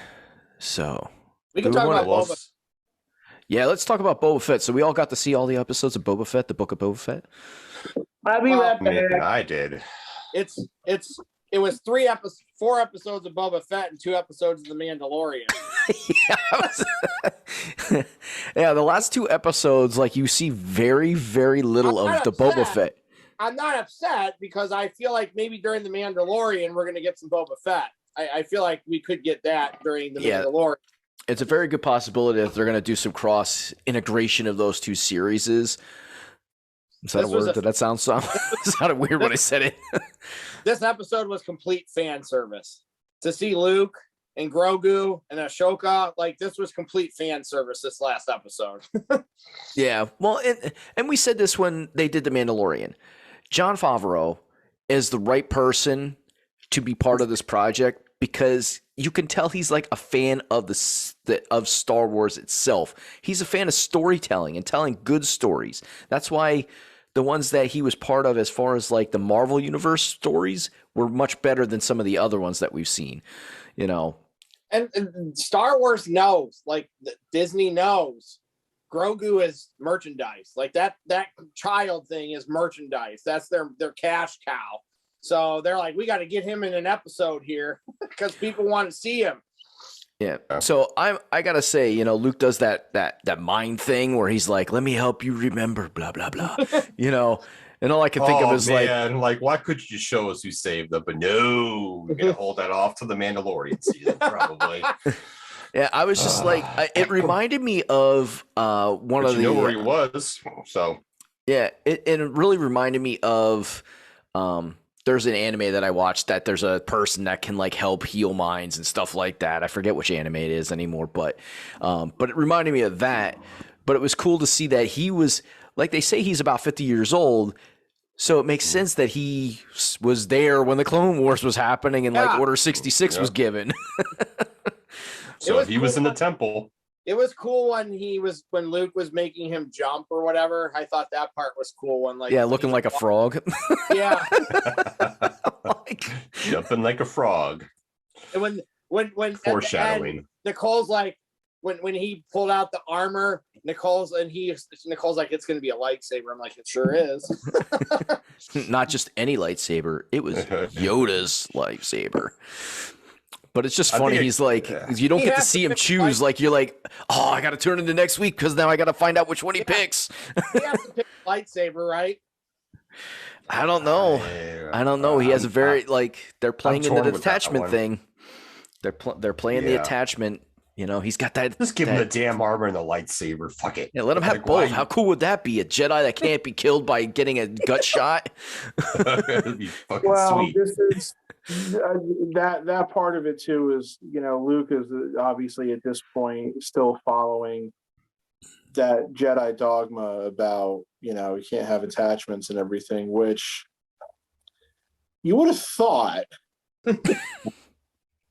that with what happened in the original trilogy, Luke wouldn't have that frame of mind. But Bennett, we got to work this into where Luke ends up in the sequel trilogy, where he's this bitter old fuck. Because he got attachment. Because he failed, and he figures that he failed because he was too dogmatic and everything, and he didn't see what was going on with his nephew, or he didn't show the appropriate amount of I guess warmth or good feeling to his nephew that he should have, or blah blah blah. That's a part that really still needs to be explored at some point in Star Wars, and that's the thing. Just overall, eventually, they're always filling in the holes. You know what I mean? Yeah. They've started they filled in holes with the Clone Wars series of the prequel trilogy to begin with.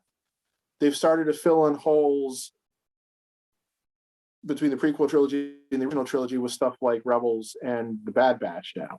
Mm-hmm. Now we're filling in holes between the original trilogy and the sequel trilogy, and it seems like we're going to keep doing that. But it's at some point, you're probably going to have to get caught up to the sequel trilogy. It was kind of cool I don't know a lot about Cad Bane, but it was cool to see him. That was badass. I was like, he's one of the best inventions of a character that didn't come from the movie by far. Yeah, he's like the cold-blooded killer. So between him and the other guy. Yeah, he is the guy who truly has absolutely no allegiance to anybody or anything. It's all about the money. He's just totally about, for the right price, Yep. Who's in charge of the Pike Syndicate? Is it going to be Darth Maul or not? It can't be Darth Maul. He's dead. I thought it in the cartoon though. He died. He's dead. Okay. He's dead. He Yeah. got killed by Obi-Wan in Rebels. That was before the original trilogy. This was post-original trilogy. He was dead. It wouldn't surprise me if they show that the Hutts are still behind it. I don't know that you necessarily need to have some big bad reveal either. But there might be though. I just got some comic books today that might indicate where they might be going with it. So I'm going to read those later. I thought I heard talk about Emilia Clarke's character from Solo, but Sophie, right? Sophie? Was her name Sophie or?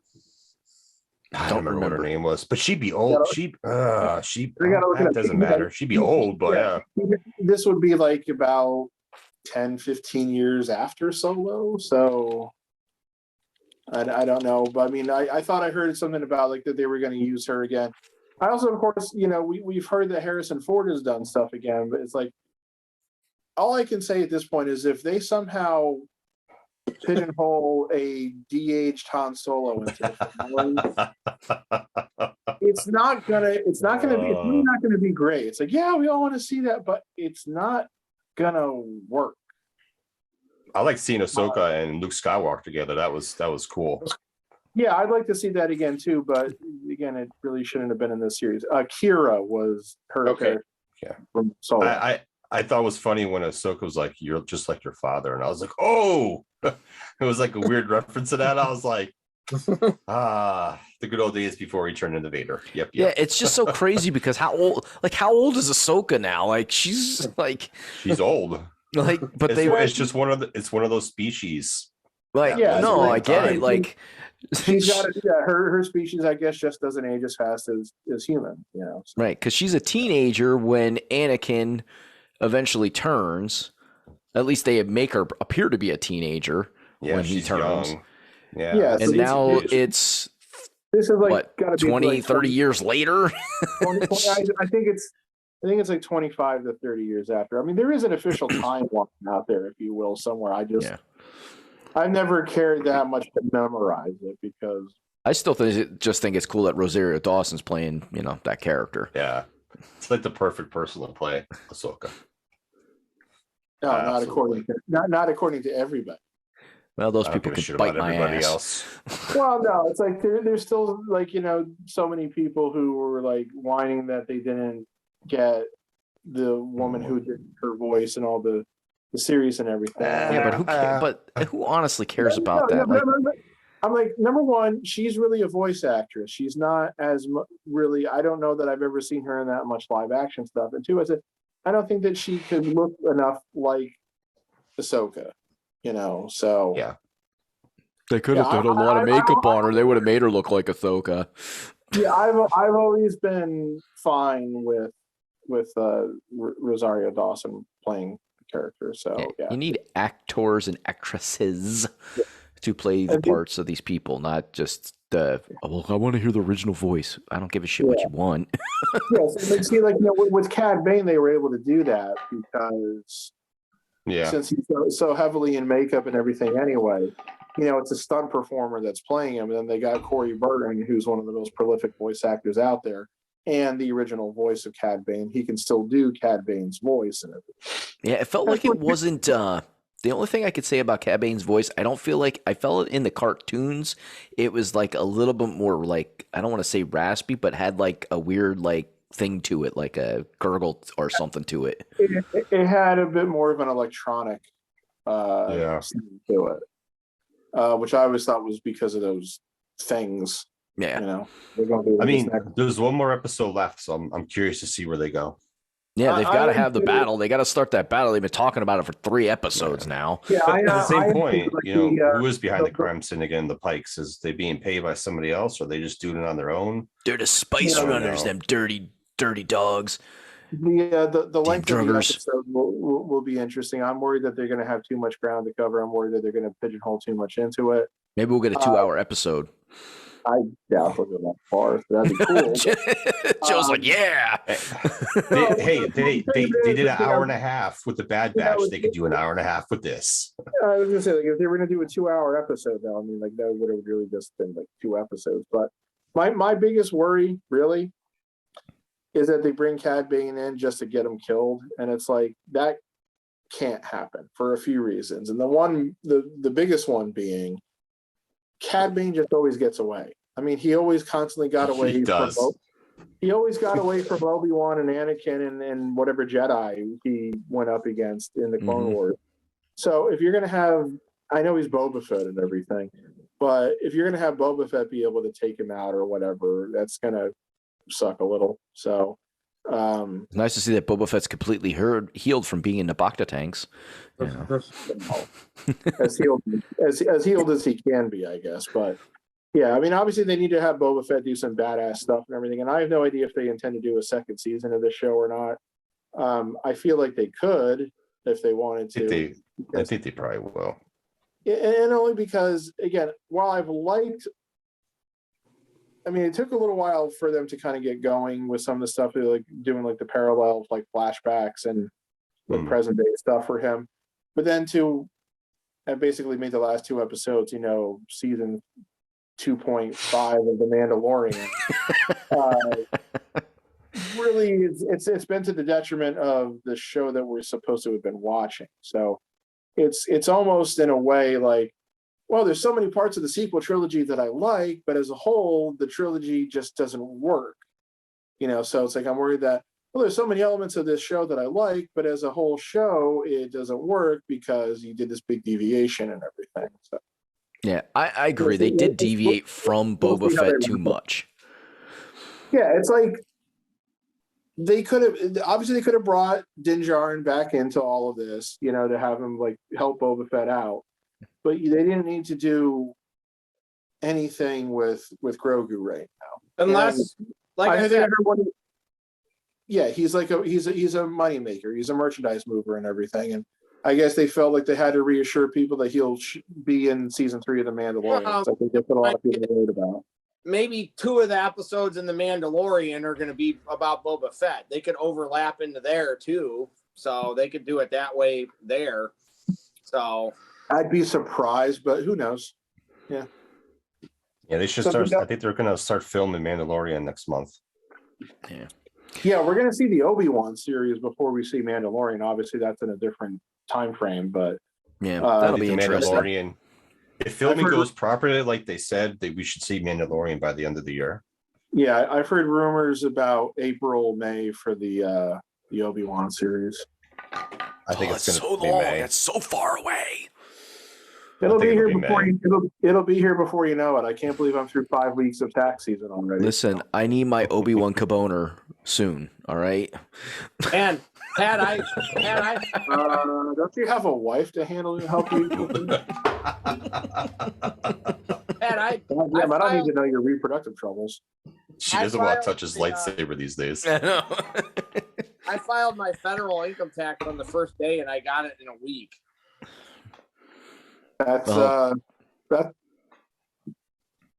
That's actually pretty impressive. So no, it is. Nicole had just said that day, we probably won't see it for like 2 more weeks, because I think they're going to be behind. And then that day I got it. They're very much behind. So there must not have been a lot they had to really verify with your return, which There's that's not. good. That's good. But the IRS is a complete mess still, and probably will be going forward. So it's partially because of the pandemic. It's also much more because of they just don't get the amount of they're severely underfunded. Yes, they really don't. I mean, it's like, everybody hates the IRS and everything. It's like, the people who work for the IRS, they're just regular people. They don't make the people who work at the IRS are not the people who make the fucking tax laws. Those are just cocksuckers in Congress. So how do we keep more money for ourselves and make everybody else poorer? Pretty much. Yeah, well, when big companies. When they write legislation with all those big lobbying deposits from the banks and the financial industry in their pockets, that's how. So that's enough politics. So. We can talk about wrestling. No, we cannot talk about wrestling. Oh yeah, we can. I just want to say, here's all I'm going to say about wrestling for right now. I have said, of course, that I refuse to watch the Saudi shows, the blood money shows.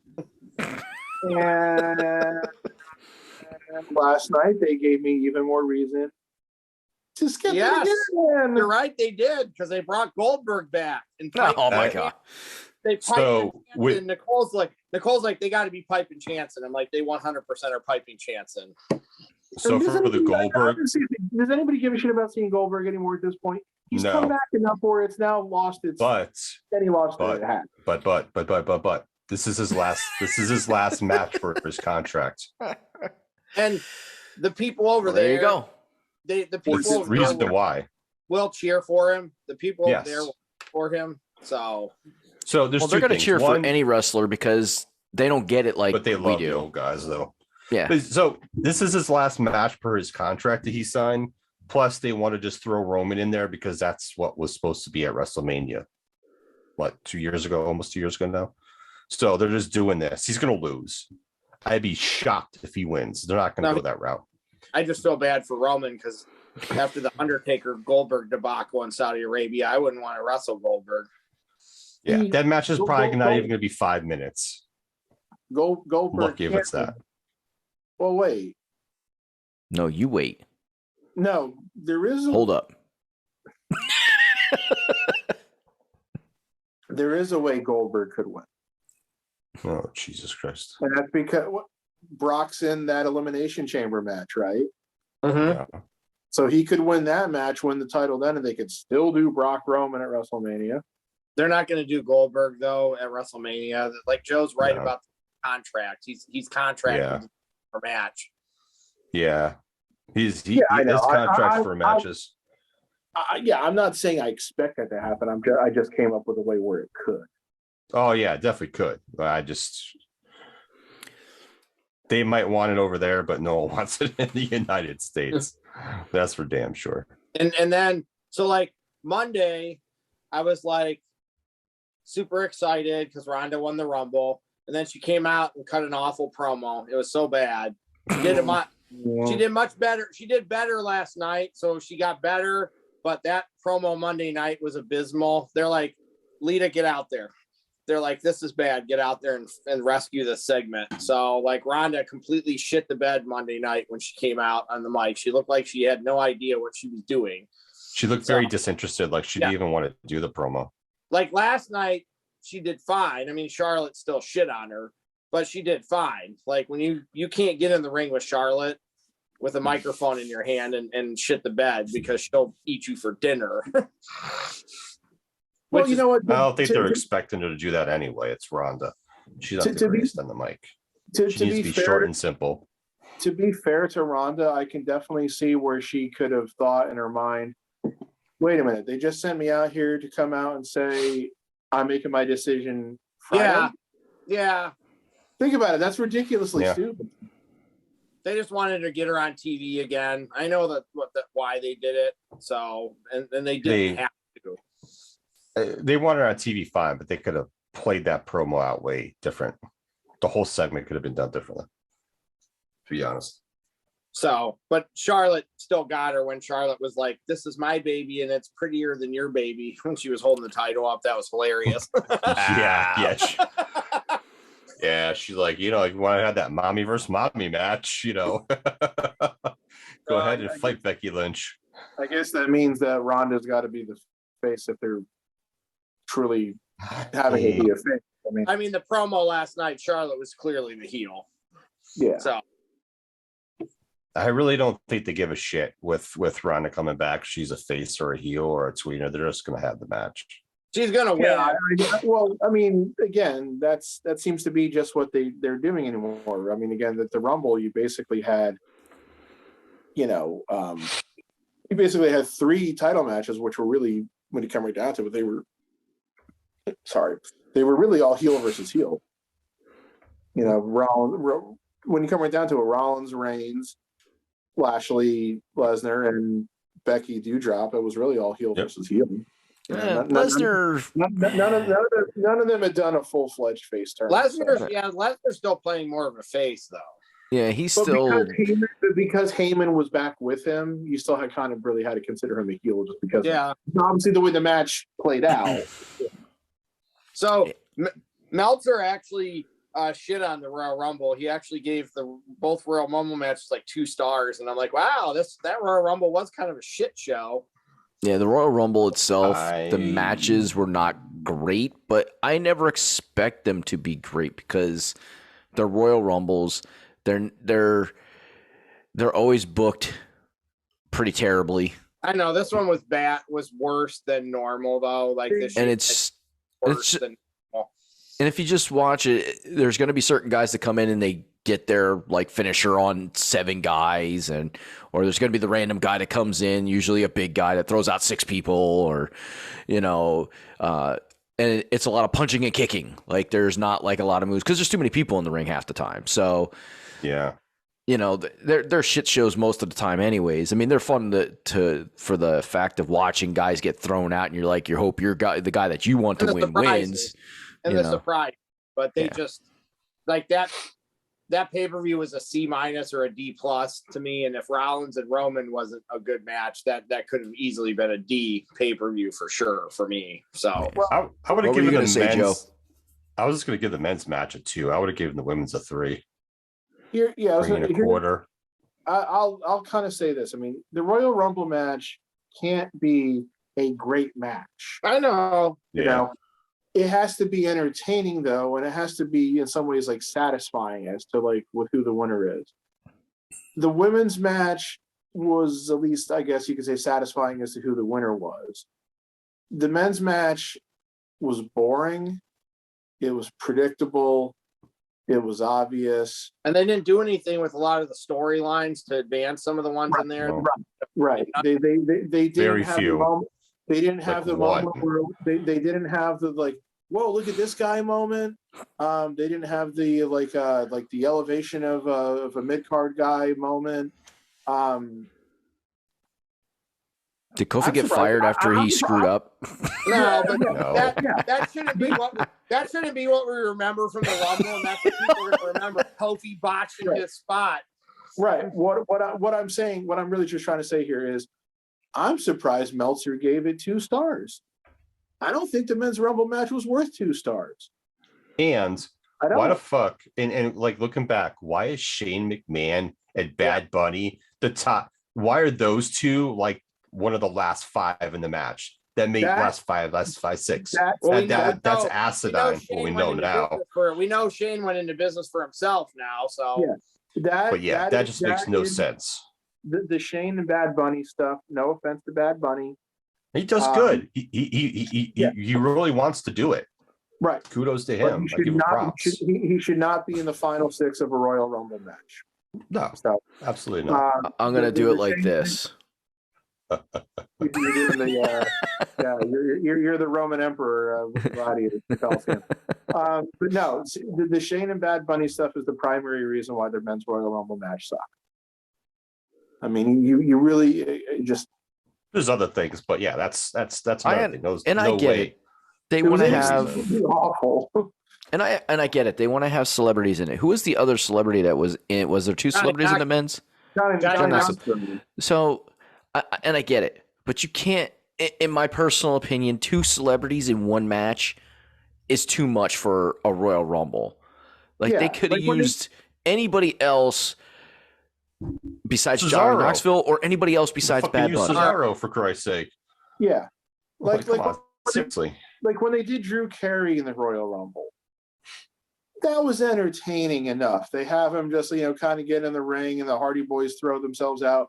And then so Drew Carey's in the ring by himself. And so who's the next entrant? Well, Kane, of course, and Lawler either made some comment or Lawler or JR made some comment about, I wonder if the color of Drew's shorts just changed, and it was like, they did a spot where it looked like it's a little different. Kane was going to try to choke slam him. But then like the next guy came out and hit Kane in the back or whatever. And then Drew, hopped over the rope and eliminated himself. Gave him a little bit of a publicity for he had something going on at the time. It didn't last long. It didn't take forever. It was a totally self-confined spot in the match. Done. That's all it took. And I said it during the Royal Rumble. Bad Bunny should not be eliminating anybody in a Royal Rumble. Like you put celebrities in there to get beat up and get thrown out, in my personal opinion, for a Royal Rumble. They should not be eliminating the pro wrestlers because, like I said, in my personal opinion, that takes away from the credibility of the actual pro wrestler. Mm-hmm. Yeah, I get what you're saying with that. WWE doesn't really give a shit about. Well, no, it's the money machine. It's a money train. Well, yeah, we saw how much they made, over $1 billion this year or whatever that their last year. So. $1 billion. Yeah, I said $1 billion. I heard no. 1 million. Oh, $1 billion. but yeah, it's like they eclipsed $1 billion in revenue, which of course is not the same as profit. But yeah, you made $1 billion and you fired how many fucking wrestlers? Mm-hmm. So we can go to Wednesday night, which we saw a main event that was a little bit longer than it needed to be, but CM Punk put MJF over in Chicago, which was the right decision. So 40 minutes. 40 minutes. Damn. That's long for a main event on any wrestling program. I like MJF. MJF's not Bryan Danielson or Adam Cole or Kenny Omega. He's not the guy that should be in a 40-minute match. And this is not CM Punk from 20 years ago. This is an older CM Punk. Neither of those guys, the match could have been a half hour and it could have served its purpose. I don't know why that match was 40 minutes. It's like AEW thinks this match is a big main event type match, so we have to make it longer just for that reason, and it just didn't need to be 40 minutes. Joe texted, he's like, main event starting already? What? Yeah, I was surprised. I was like, it was like 9, was it 9? Whatever. 9:15. Like 9:15. And like the main event. And I'm like, what the fuck are they doing? I'm like, man. Without having seen the match yet, I do intend to watch it. I think what AJ was saying there is pretty much spot on. I think it's AEW's way of kind of selling to you while you're watching it. This is an important match because we're giving it all this time. And it was there was a lot of downtime in the match, and it's because MJF he's like the Miz. MJF, he's not going to ever do anything super crazy, and CM Punk's not 25 or 30 anymore. So it was and MJF really beat him twice. So like he really beat him twice in the same night but he cheated he cheated both times. He got caught. Yeah, cheated both times. So, but when he didn't win the first time, I'm like, this is going to be bullshit if he doesn't win, because they already did that with Jericho and MJF at All Out. So like, I'm like, I still believed MJF was going to win that match. So it was interesting that Wardlow got involved in it though and helped MJF win. That was kind of interesting. I mean, the pacing was fine for what they had to do to tell their story, and the pacing. So, I mean, but it was just, it was one of those things like, man, 9:45. This ended yet? I'm like, shit. It was one of those things like, what?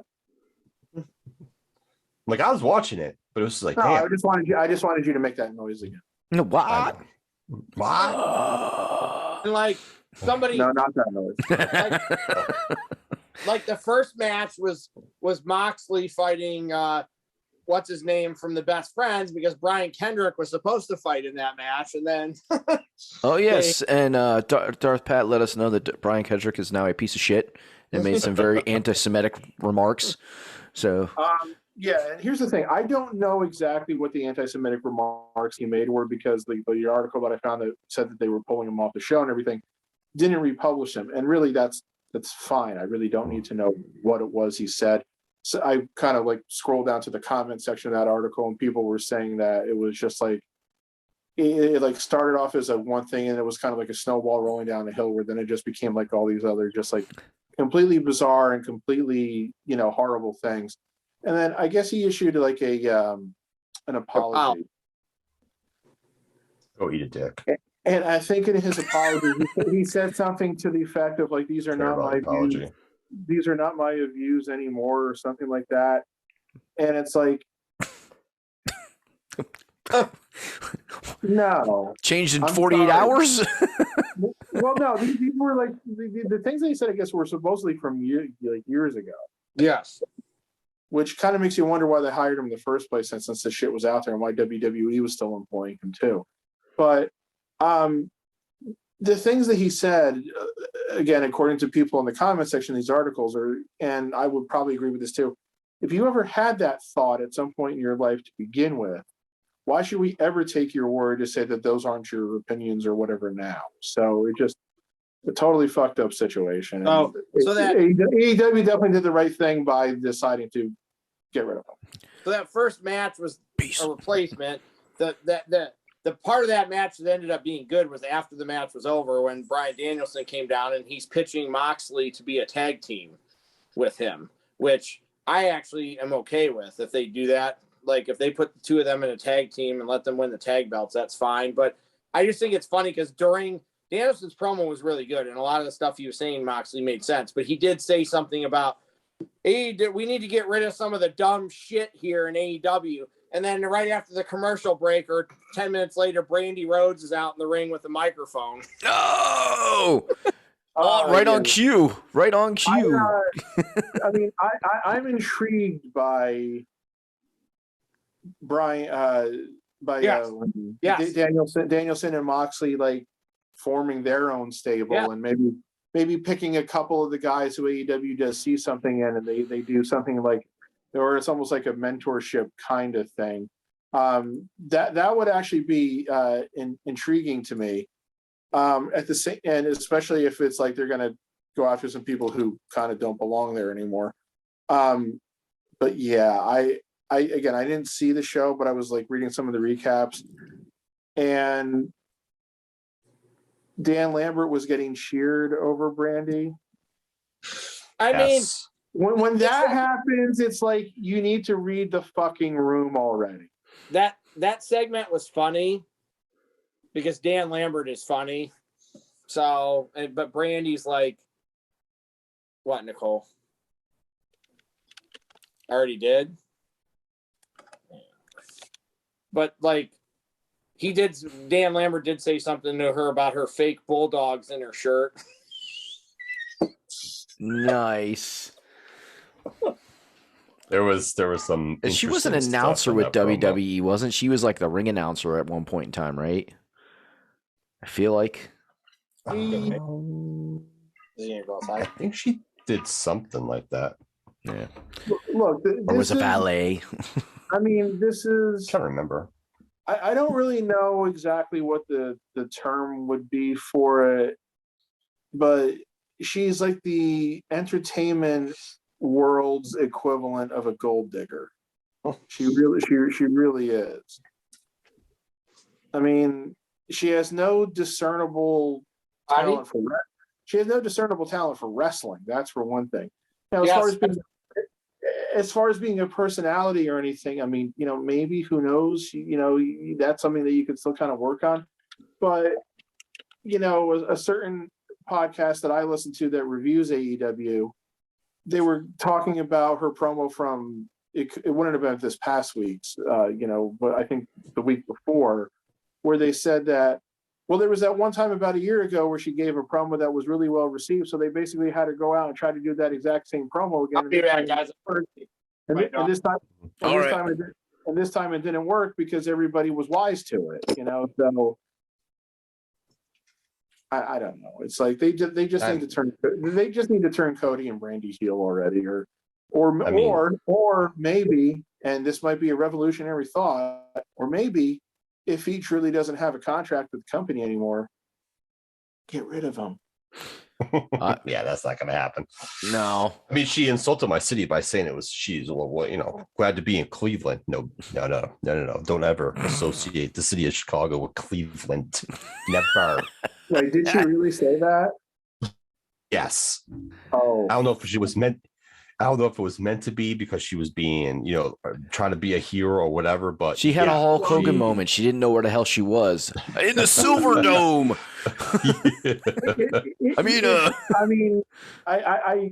If she's matched up with Dan Lambert, she's supposed to be the face. So yeah, wow.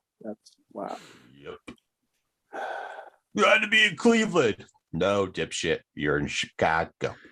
Not Cleveland. Yeah, I don't even think you can compare because the Windy City has some like really good things that people can say about it. I don't think I've ever heard anybody say anything great about Cleveland. No offense, Cleveland. I've never personally heard anybody be like, dude, you got to go to Cleveland because they have this, or you can go do this. I've heard people say about Chicago. Go ask Joakim Noah. He'll tell you all about Cleveland. The Rock and Roll Hall of Fame is there. And I'm not gonna. Yeah, that's it. Yeah. Well, I'm just. Drum roll, please. Just to kind of sidebar real quickly, they just revealed the nominations for this year's Rock and Roll Hall of Fame. Did you see who one of the acts was? I saw that they released it, but I didn't go look at it. I saw somebody on TikTok did a thing, and they were upset about it because I think like Dionne Warwick was one of them or some shit like that. Well, yeah, she is, but she's been nominated before. But now Eminem's on the list of nominees this year. Oh yeah, that was the one he was upset about. And this is the first year. This is the first year that he's he's been eligible. But they've they very much expanded what the definition of Rock and Roll Hall of Fame is. There's plenty of rap acts in now, so I fully expect that he'll get in. So Well, yeah, and that's the thing. Like they really need to rename it. They need to call it like the Music Hall of Fame instead of Rock and Roll Hall of Fame, because it's no longer just rock and roll. Like there's too many genres out there that they include as possible candidates now. So just call it the Music Hall of Fame instead. Like it wasn't really until they started inducting rap acts that really became an issue. Really, I mean, but is Dionne Warwick really a rock and roll artist? She was very much pop, and there's other R&B. Pop R&B kind of from the '60s. I mean, you can say the same thing about like the Temptations or the Four Tops or they're not rock and roll, but they were close enough to it, and back in that day and everything. So that's the whole thing. It's like you could almost say as much like because they've been very sensitive to trying to be more diverse in terms of gender and inducting female acts over the last few years. So they put in like Whitney Houston and Tina Turner and Janet Jackson and some of those people, and it's like, well, Dolly Parton's in there too. She's definitely not a rock and roll act. She's a country. Who's that? Dolly Parton's in the Rock and Roll Hall of Fame. Well, no, she's one of the nominees this year. Oh, she's one of the nominees this year. I apologize. Right, and I don't think she's ever been nominated before. But yeah, so like that would make it weird. And somebody might say, well, Johnny Cash is in the Rock and Roll Hall of Fame. It's like, yeah, but Johnny Cash was a little hard to quantify just to one genre. I mean, obviously he was more country than anything else, but he also did a lot of what would be considered like rockabilly. So right. Speaking of music, he did a song with what was it? 9 Inch Nails. Yeah, 9 Inch Nails like did a redo of his one of the songs. Yeah, on the that last he sang. album. The last album that they released before he passed away, he's had a couple of posthumous albums released. He did the cover of the 9 Inch Nails song "Hurt," which became like a big thing with the video and everything. So, well, and Rusty was it Rusty Cage? I have the damn song. Yeah, he did a cover of Rusty Cage, so Soundgarden song. Mm-hmm. He did That's like right, a lot of Soundgarden. Yeah, he did a lot of interesting covers towards the end of his career. He did like a cover of like Simon and Garfunkel's "Bridge Over Troubled Water." He did a cover of the Beatles' "In My Life." So there was a lot of stuff that he did towards the end of his career. I went to take the dog outside. You guys stopped talking about wrestling? Jesus, I was gone for like 3 minutes. No, that's what we do. We just sidebarred because we're talking about Brandy Rhodes saying Cleveland instead of Chicago, and we're saying what is there to do in Cleveland? And I kind of sheepishly said, well, the Rock and Roll Hall of Fame is there. So. That's it. I mean, speaking of music, I when I was watching the hockey All-Star games today, which Vegas hosted 2 All-Star games this weekend. But anyway, I'm sitting there and they have intermission, and then my ears started bleeding as the performer they had for the All-Star games was Machine Gun Kelly. And I was like, fuck this. Let's change this shit so I can watch the Olympics. My ears started. I fucking hate Machine Gun Kelly. Speaking of musical acts, before we get back onto wrestling, I have an absolute reason to watch the Super Bowl this year, and that is for the halftime show with fucking Eminem, awesome. Snoop Dogg, Dre, and I guess Mary J. Blige, and Kendrick Lamar. Yeah. I'm like, yep, that gives me a reason to watch the Super Bowl right there. I'll sit through all the bullshit and the commercials and laugh at those, but I got to watch the Super Bowl halftime now. I want to see how many lowriders they bring in. My friend Mickey today was like, when's the last time a bunch of dudes are excited about the halftime show? And honestly, this is going to, unless they really screw it up, this will probably be the best halftime show in probably the last 10 to 20 years. I mean, I was excited for Shakira and J-Lo. Yeah, I'm not going to lie. I was excited for it, but it's still not Eminem and Dre and Snoop and those guys. No, but I'm talking about female-wise. Yeah, outfits, body. Yeah. Come on, God, Brodies, come on, man. I'm just wondering which one of them is going to slip up and make was it NBC's airing the game? Yeah. Oh, they're going to have to bleep them. Yeah. I guarantee you they're not going to remember to not say curse words. There's going to be a delay. So I'm wondering who's going to screw up and make NBC pay a hefty FCC fine. Well, we were listening to Little Eminem today, and we're like, well, he can't do that song.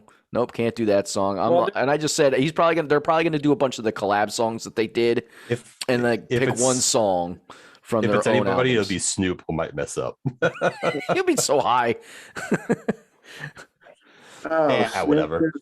Snoop Double Jizzle, what am I doing here? The Super Bowl halftime shizzle. Because I mean, in shit, in It's gonna Chronic, be great. on the one song we were listening to from the Chronic 2001 album, man, they must drop the N word like 4 or 5 times, like in a 1 minute span.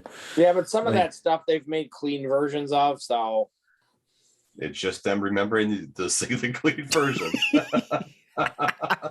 All right, so back to wrestling now. We talked about the halftime real quick and music. I mean, if I get to watch Paige Van Zant kick Brandy Rhodes' ass, I'm okay with that. But you just know that that's ultimately fine, that's but that not match is going to be a travesty. Yeah, and you just know that ultimately that's not what they're going to do.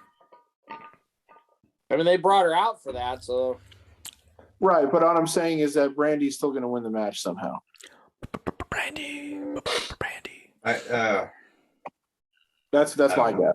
I mean, Maybe it'll be a mixed tag. That's the only way that there was a part So later in the we night do it. when Dan Lambert came out with Lance Archer and he said something about the town of Cleveland being so pathetic they lost their Indians. I'm like, oh, that's fabulous.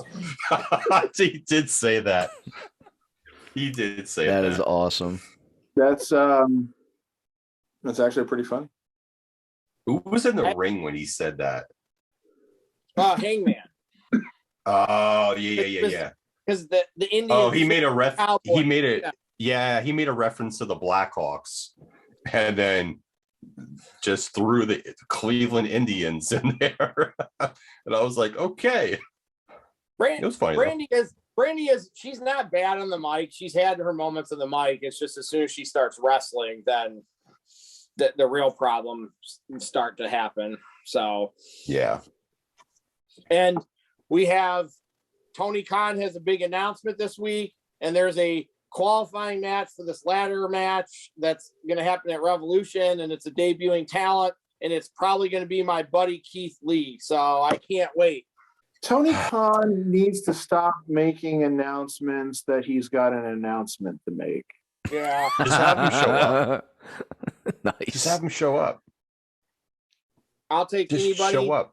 I'll take anybody other than Keith Lee as this person. So I'll take anybody else. Anybody else other than him, I'll be okay with. And I've also got to say, this Forbidden Door shit needs to stop. It's stupid. There's no fucking Forbidden Door. It's weird, like that phrase Depends on who you talk to. You know what, that Forbidden Door shit came about, what, 7 years ago, 8 years ago? I mean, The Forbidden Door dates back to Beauty and the Beast, when the Beast told Belle that there were certain parts of the castle she couldn't go to. That's where all his S&M stuff was stored. It's just another made-up word in professional wrestling to get attention to something. That's all it is. There's really no. I don't buy into the Forbidden Door shit, to be honest. It's trying to get like heat or get one up Attention. on them. Yeah, You know, it's attention. So. I mean, shit. TNA back in the day had Okada on their show. They were using New Japan and talent from them. They were showing up on their shows, wrestling multiple times. There was no ever talk of Forbidden Door at that point. That was mid 2000s. So I mean, it's kind of just a made up phrase. I hate that fucking word, Forbidden Door. Did you watch Rampage, Joe? Because I thought Rampage was decent. So yeah, I watched it. It was a good show overall. Like, I feel like Cole's gonna fight Hangman at Revolution. Like, I feel like that's coming. Based off his promo, probably. Hangman's gonna be Archer. Yeah. Can I ask a quick question about Messer Cole? Mm-hmm. Because I haven't tuned in AEW for a while, so I haven't seen him, and I probably should. But, you know, the certain podcast that I follow, which shall not be named, The two people on that show keep saying that in their mind, Cole looks worse than when he left WWE. Like they keep saying that, like, his body looks different, like he's lost muscle. I mean, that may be true. So I was just wondering if would, anybody could verify that or not. I would say so a little bit. Yeah, he's not. Yeah, I don't know how much he's been working out. It doesn't, he does lead his body type, so it could use some work. Yeah, Ouch. You're looking a little soft there, son. He is. I'm gonna be honest. He is compared to his NXT. Yeah, right. I would say so. And that's what they were saying, is that they were saying that, look, he's obviously not the biggest guy in the world, so he's never going to have like the bodybuilder physique. But that when he was NXT, he looked like he still had like the way to, to be able to back up what he did in the ring. He was more toned in NXT. NXT.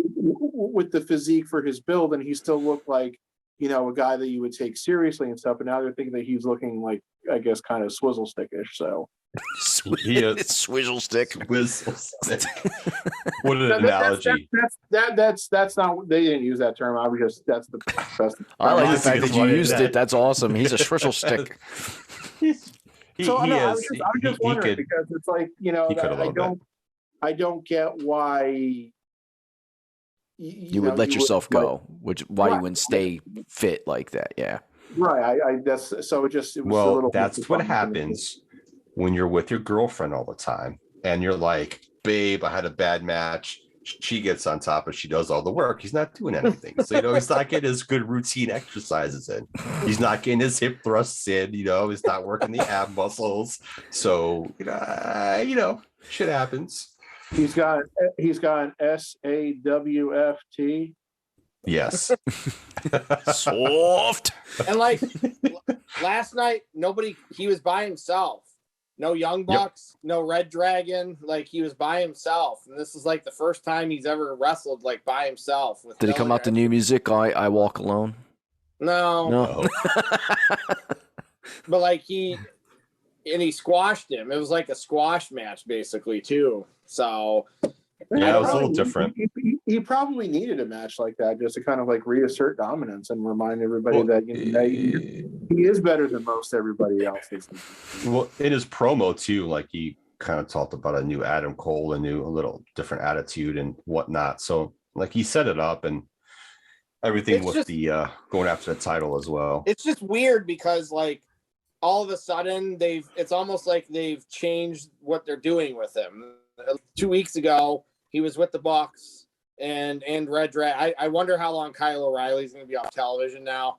So with his kid being born, so I almost feel like they like just went a completely different direction with him in like a 2-week time period. They decided, we're not going to do this. We're going to do this instead. So I don't know if we're not going to see Kenny for a while now too, because they're probably like it's almost like they're putting that stuff on the back burner, like anything with like the Bucks or Red Dragon. It's almost like they're like, let's move this off to the side now, because I don't really think that that's going to happen right now. They can afford to do that though too. So O'Reilly's off TV because he his wife had a kid. Yeah. Okay. Did they take Fish off TV too? I mean, the Young Bucks came out during and Fish came out when Cole fought Orange Cassidy last week. They kind of got involved in that, but like they didn't really acknowledge any of that between Dynamite and Rampage this week. We just saw Adam Cole squash Evil Uno. Yeah. He didn't say anything about the Elite, anything about the Bucks, anything about Red Dragon. He said nothing. It was all about him. It was all about him. So it was just a really weird, like it's like they changed the direction of him in like a week. It's like almost like a WWE thing where they've all of a sudden changed the direction with him. So might be a one-off thing too, to be honest. I still think at the end of the day he'll be with Red Dragon overall. My first thought then would have to be, well, it sounds like they're expecting O'Reilly to be gone for more than a couple of weeks. And Kenny to not be back anytime soon. Right, and they still don't know exactly when Omega's coming back, and it's like they want to take their time with doing whatever they want to do. Yeah.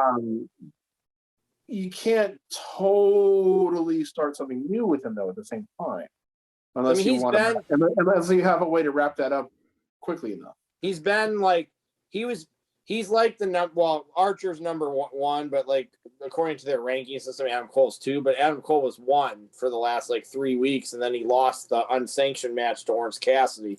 So he's going to be ranked number 1 again after Lance Archer loses. So it's like he's ranked number 1. So that's why I think he's going to fight Hangman at Revolution. He might win. Like that's the thing. It's like it's not crazy that he could win that match, right, Joe? Oh, he could definitely win it. I'm just not sure. It's weird. Like, that's how long do they want to hold the title on Hangman?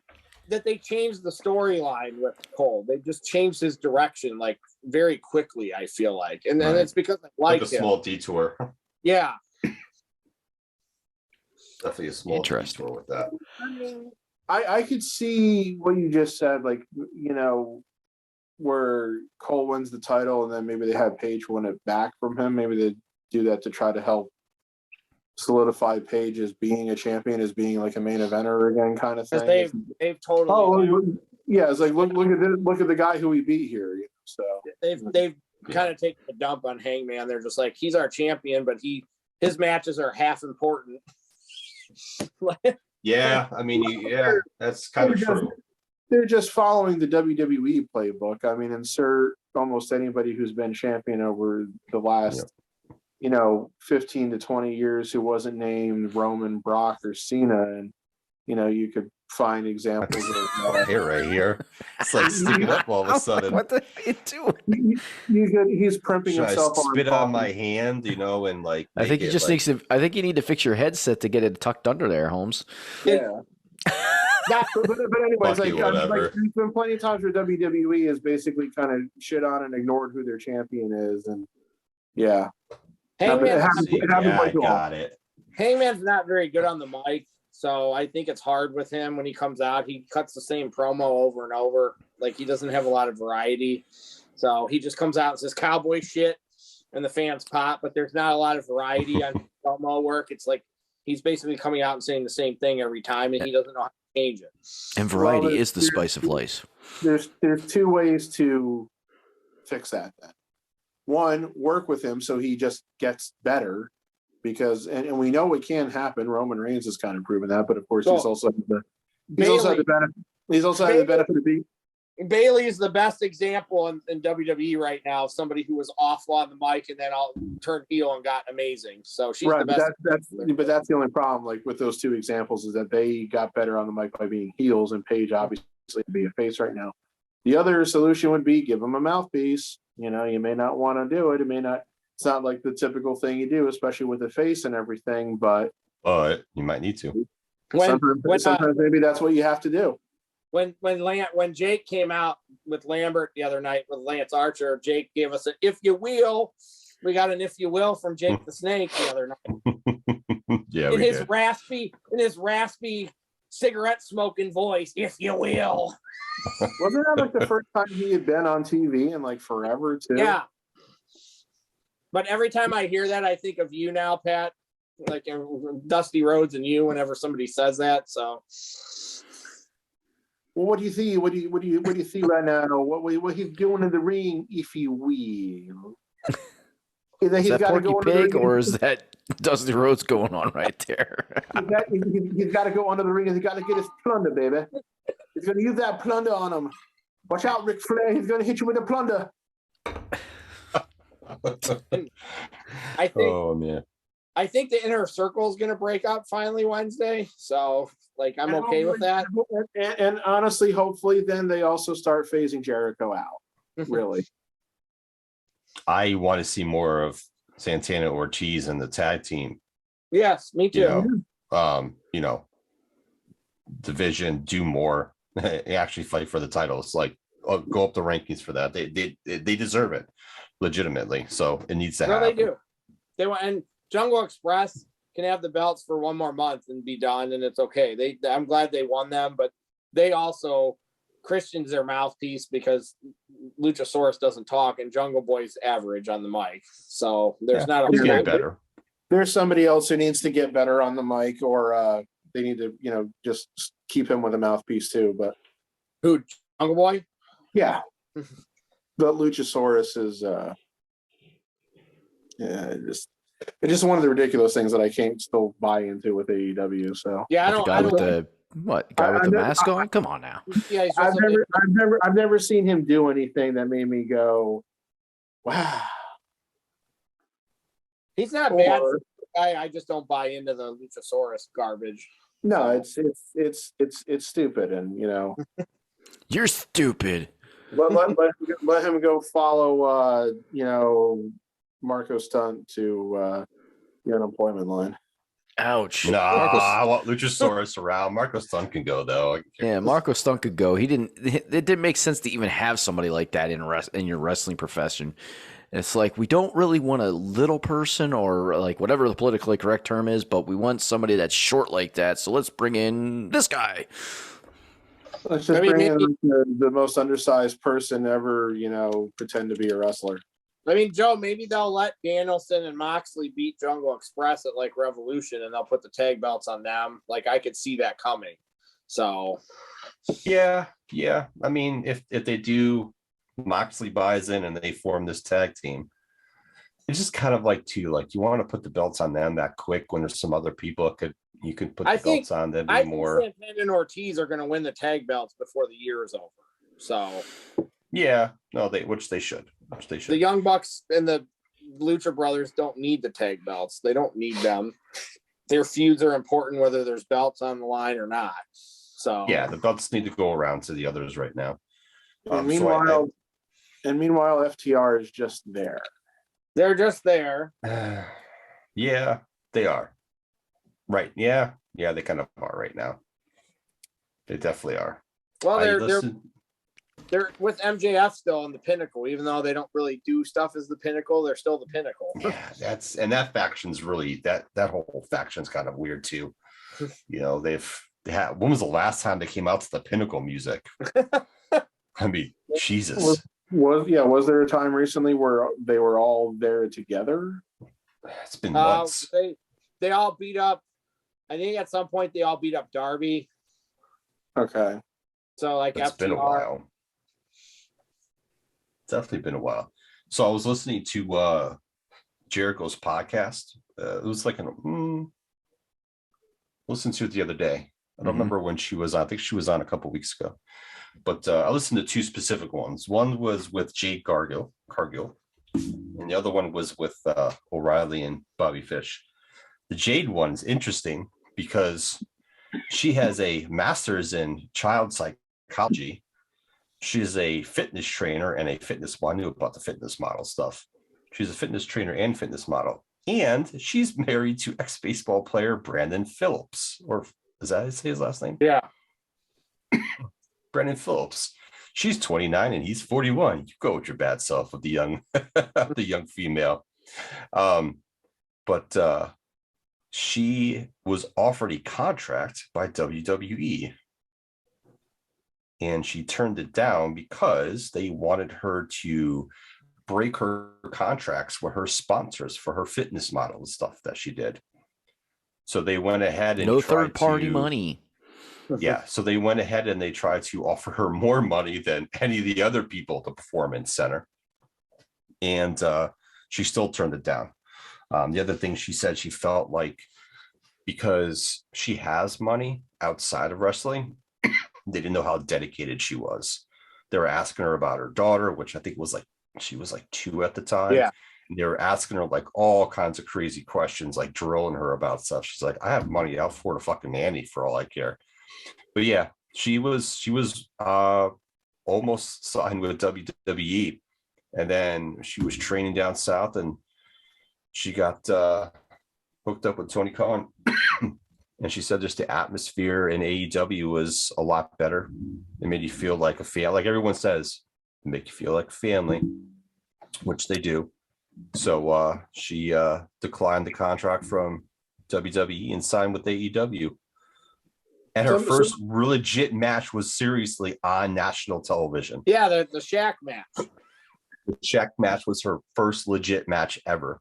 She did training stuff, but she never did okay never. in that one. She almost digressed. Like she was fine in that one, and then she like took a couple steps backwards. She actually in her promo last night was like, "You guys out there that think I'm green," I'm like, "You are." So some of those questions seemed very inappropriate. Yeah, so they pretty much asked her like, "What about your daughter? What you can do with your daughter?" She's like, "I have money. I'll hire a nanny." Yeah, that really feels like a question that should be completely off limits. And they were this is WWE. They're gonna ask anything that they fucking feel like asking. Well, and then whether it's right or wrong. I'm just saying, if this is like an interview and they're asking that type of a question, I want to say that's got to violate some kind of law. Yeah, I guess she said that like, they wanted to sign, they were interested, and they were like questioning her dedication, question what she was going to do with her child. These people that you're training with don't have anything, and you have something outside of wrestling, and they were pushing super hard for her to get rid of her, break her contracts with her sponsors, and that's kind of a big no. Like you break contracts with sponsors, good luck trying to get those sponsors. Well, not only that, like happens. Like she knew better.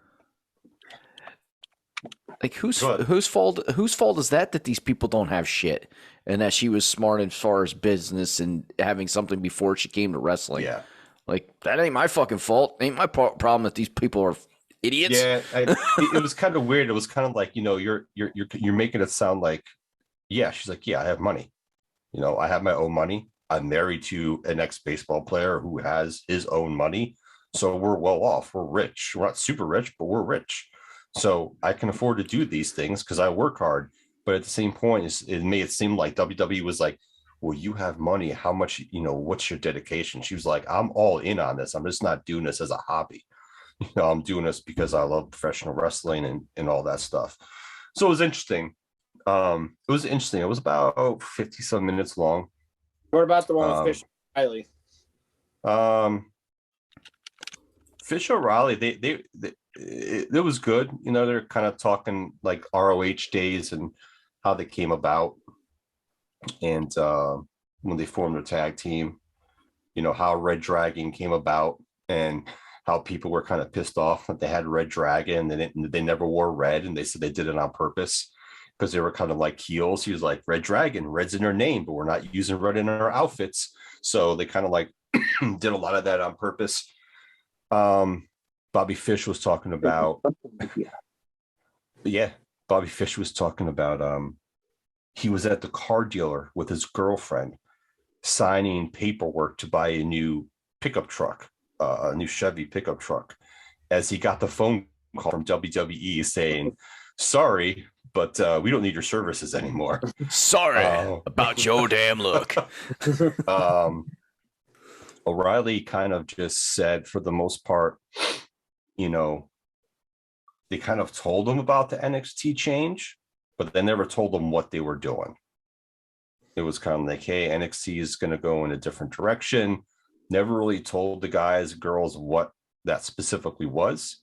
And he said after that announcement, he said, it was like, I went from being one of the top guys in the company to helping out guys. So he's like, I helped, they formed that tag team. With Von Wagner. Yeah, Wagner. With Von Dipshit. And he said, I was just doing good by the company. My contract expired. I signed an extension to do the War Games and put Wagner over. And, that was about it. He was like, I just, felt it was time to move on. And I didn't get any, like, I guess Jericho asked him if, like, he talked to Triple H or Shawn, and, it was good conversation. Nothing like, we want to keep you, none of that shit. Like they did with Samoa Joe. So it was like he left and moved on. He also did say, they both said this, is that they had like two or three pages worth of names before Undisputed Era got picked. Yeah. And it was like every time they were like picking something, like legal was like, no. So I guess O'Reilly was worried about Undisputed Era because they thought people would take the ERA and think it was talking about baseball. So they really weren't keen on it. So they're like, we don't know if this is going to work. And they actually didn't like the music either. None of them were keen on the music that they picked for the Undisputed Era, which is fucking awesome. But yeah, they were lukewarm on that too. So there was a couple things when they did that. He said that them teaming up happened because Cole was supposed to not Cole. That him and Fish were supposed to do something with somebody, and something happened, and they went to a house show and they put Cole with them, and the people went ape shit, like got a big reaction out of a house show. So Fish was like, went to Triple H and was like, hey, this happened last night, blah, blah, blah. We think we might have something here. Could we try it out? So they tried it out a couple more times and fans were digging it. So they started thinking of names and all that shit. So and then Vince found out about it and said, nobody gets over on my watch. Well, I mean, they were over for 3.5 years. So I'm just making fun of Vince. We know that Vince got mad at Triple H for doing better than he did. How dare you have the #1 show in our ratings, you cocksucker. O'Reilly pretty much said on there, like Jericho, they started talking about when they were up against each other.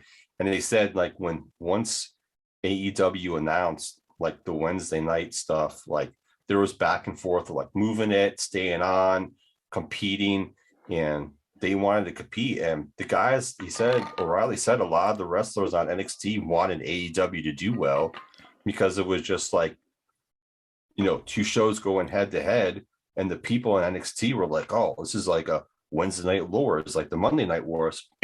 And they wanted AEW to do good to like make both shows look good. Right. And I think that's also because a lot of people perceive that, WWE, gotten so stale and behind the times and everything. And it was the Monday Night War that forced them to change and get better and push new people. So I think that's what people were hoping for. And Shawn and Triple H, they knew about the Monday Night Wars, so they kind of were all in on the competition. And Jericho, just like Bully Reyes said, and Mark Henry and Dreamer and all the rest of them, Jericho also said, it's when even though no matter what you guys were doing on the show, just because of those ratings, once Vince sees something that's a failure, he's going to take that failure and do whatever the fuck he wants with it. Hence why Black and Gold NXT does not exist anymore. So it's just now we have multicolored NXT. Now we have garbage NXT. So yeah, they were both good. The Jade one was cool too. Jade she's coached by Dustin, Sanjay Dutt. What else did she say? He said, trying to think of the other person. Oh, Billy Gunn as well. She was talking about how like Billy's trying to tell her not to sell as much as she does. And she talked about that spot too, where Ruby Soho. She said that she's like takes full responsibility for that top rope debacle. So she's like, she's like, we talked about it, we thought it'd be a good spot, but it just didn't work out. So I gotta ask, we know there's a transgender in AEW. Mm-hmm. How long before WWE hires their first transgender? Good luck with that one. Good question. My guess would be not anytime soon. 15 years from now. I don't think it'll be. I don't think it'll be that long. But yeah, when I'm in my 60s, it's something that I imagine WWE for. It's something that I imagine WWE from staying away from, just because not wanting to potentially upset any stockholder. Well, and let me put it this way: when AJ's in his 60s, because he's older than all of us. It's just one of those things because we know how hard we saw it unfold in WWE with geez, a whiz, the one why can't I think of his Zach freaking Gowen. no. Say it again. The one-legged guy, Zach Gowen. No, Are you talking about? Are you talking about Orlando Jordan? Yes, with Orlando Jordan, who was like, I guess he was bisexual was his preference. So he was open about it, and then it was a little while later when there was the gentleman that was just openly gay. Darren Young. Yeah, who just at that time he couldn't fire Darren Young because it was like, oh my god, I can't fire the gay, the gay gentleman guy, because that I'll get huge backlash. And I think that's the only reason why he didn't fire him right away, because we know Vince is very old school when it comes to that. Like, he's not like very progressive in his thinking of, other people, so to say. Well, yeah, I think Darren Young didn't Darren Young become the first publicly, yes, like he was the first one. I think he was the first one I think was open. Yes. About being gay, because I don't think Orlando Jordan was ever open during his tenure with the company. And now, no, not well. That was like a couple years after he had left the company. And then I can't remember, was it Ruby or was it Sonya, or is it both of them? So Sonya is. Yeah. There's female openly gay wrestlers. Yeah, which probably doesn't bother Vince at all, because he's probably in the back of his mind saying, "Oh, good, we can bring back HLA." Jesus. Oh my god. We know how long it took Vince to be able to accept that group of people and allow them to stay on his wrestling show. Yeah, I have a feeling it really doesn't bother Vince personally, but it's just something that he's aware enough of, in the sense of like, well, I'm just not going to go there because somebody might object to it, and especially now since I have stockholders I have to appease, so that's my feeling. Yeah, who knows? It's just crazy. It is. But it is midnight. Or the next day. So now it's time to we're talking. Did AJ turn into a ghost? I heard a voice, but I don't see my thing was dying, so I had to plug it in. Oh, his thing's dying. Oh, go revive it. Did you have a wife to help you out? Piddle your diddle. Wake it up. Your diddle. Run in there and be like, "It's an emergency. I need you right now." My thing's on low power. Oh boy. Oh god, I could go so many directions with this. It needs a recharge. Oh. Just yank it 3 times, it'll be good. You gotta get the primer going like on the old football. It's like going there, like it's almost, I need to plug it in to recharge it, please. Oh man! Do you have the proper adapter for my plug? I don't have the right voltage adapter. For some reason, I only have the ones that work overseas. Oh my god! Oh, that's too funny. Sick fucks we are. It's amazing. It's what's amazing about this whole thing is he can sit there with a stone face, like not even smile or laugh or anything. Because I'm used to you. It's all right, Jeremy. We amuse ourselves. That's all right. I'm funny as shit. I know what you're trying to make people love. So I was gonna say, meanwhile, on the back of his head, he's plotting how to get back at us.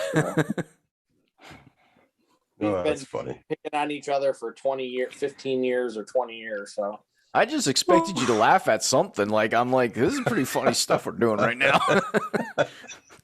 Let's see, 18 plus, yeah, because I think we met back in 2003. I met you first, and then Joe, and then Jeremy. So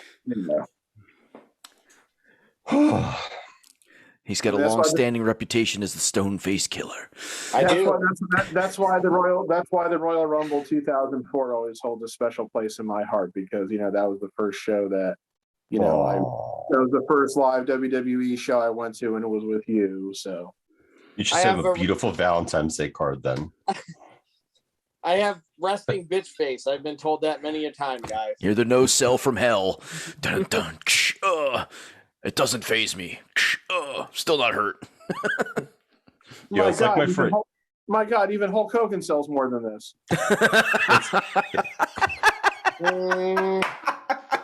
I don't know about that.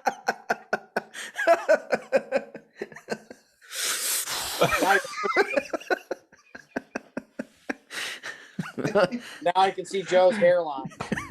Oh man, Hogan's having a seizure. Help him out! Help him out! He's having a seizure again. Come on, Joe. You got to Hulk up. Got to stay in the game here. Oh man, that's funny. It's kind of like my friend Marcus. Like, he doesn't smile for anything. Like when he got married, his wedding pictures, no smile. 1 out of 5. Like I told like nothing. 1 out of 5. It's like 1 out of 5. Not even smiling in his wedding pictures. Damn. No. If I ever get married, I'll make sure I'm smiling in my wedding. Well, this is my face. We're not worried about that happening, Pat. So. No. Nor should you be.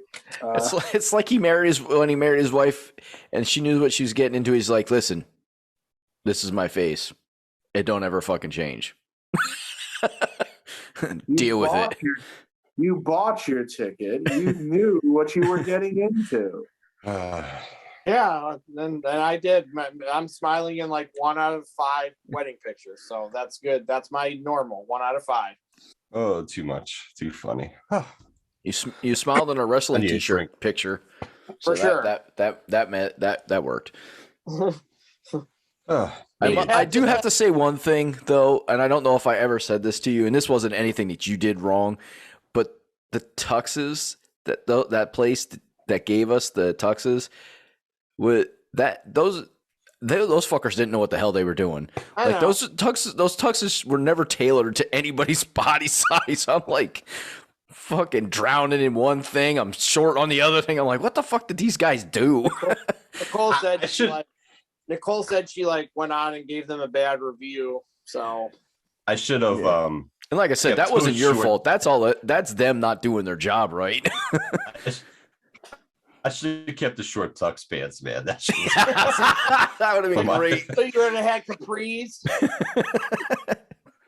I would have went to like Dick's and bought like basketball socks that went up to like my knees and wore those on there. That would be great. That would have been awesome because you measured on the inside of your leg, didn't you? Is that how you measured your inseam or something like that? Yeah, it was.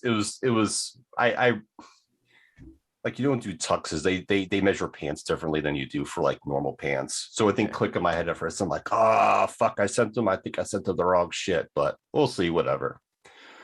It wasn't that hard to fix. Yeah. It was just funny when I pulled them out of the bag. I'm like, these fuckers are in the fucking way. Like when I'm putting these bitches on anyway. Like when I put my jacket on, I was like, damn, this jacket's really long. And then I'm like, damn, it's really fucking fat too. Like, I'm like, shit. Like, I feel like I could fit like 3 shirts or 4 shirts under this fucking thing. They got mine right. So that's all that matters, as long as yours right. We look like a couple schluppy hobos. And I think they got slip of the tongue. I think they got Jay's right, and Jay's was a big tux. So they got his. Man. So yeah, it was funny. We just went to that place because it was close. That's the only reason we went there. So yeah, I mean, they were cool overall, though. They were cool guys that worked there. Well, yeah, they were playing wrestling music when we were trying to tux. When we went to get our, were they doing it the day you guys were there? I went there and they were playing like wrestling theme music when we were there. Yep. I don't remember. I just remember trying on my stuff, and when they hemmed the sleeve, they like tucked it in, like pinned it or some shit like that. I was like, all right, good hem job. We already like. No, it is what it is. We're already picking on my dad because at Zach's wedding next year, I'm like, my dad's going to be regulating the alcohol, making sure everybody has 2 drinks in each hand. So, because that's what my dad did at my wedding, is he just made sure everybody was drinking the whole night. So, yeah, I remember. I think he called somebody a pussy at some point in time. Sure, he did. It might have been Joe. I think it might have been Joe that he called. I don't remember 100%. Dude, I was, every time I went up there, I was getting a drink. He was like, "What you drinking?" I'm like, "Vodka." He was like, So, don't worry. Zach said my dad came up to him one time, and Zach said he had a drink in each hand, and my dad's like, "You need another beer?" I think, like, yeah, I'm trying to remember. I feel like your mom had to have was like, okay, it's time to stop now. Like, probably did. She had to put the foot down. Okay, you're drunk enough. I'm not wheeling you home. She probably did. So, but I mean, everybody in my family except for my mom was drunk at the first wedding. So at least Ned was not wasted and making an ass of himself this time around. At least Ned didn't drink. So, and see that I would have loved to have been able to see that, Ned. The fun. Yes, I know. Everybody wants to see that Ned because it's there's nothing quite like that version of Ned. Because I think we would have got to the super up Ned where he was super happy, and then I think we would have seen Ned crash and burn and then cry because nobody loves me. You know? That would have been funny. If I tell you guys this, if there's one person that I know in my whole life that needs therapy, it's my brother Ned. 100%. That guy, he should be sitting in a chair with a shrink every week because he needs it and he won't go. So, I mean, maybe he should. Maybe that'll be his future wife. Finds a female one. Could be his future wife right there. Ned wants the dogs and the kids. He doesn't want the woman part of it. So. Well, yeah, I think you said at one point in time he feels like he's been scorned by enough women. Yes. So, but give me a kid to get out of here. Yeah. Peace out. I'll be a single dad. I don't give a fuck. Just get out of here. He could adopt. He could always adopt. Two dogs and his kid and a kid. He doesn't need the woman. He just needs because he's good at with animals and he's good with kids. Not so good with the females. Yeah, it's all about the right one. It's kind of like it's not quantity, it's quality. Ned and Pat have that in common. Not so good with the ladies. No, Pat doesn't try though. Right, exactly. I mean, I'm not actively seeking a relationship.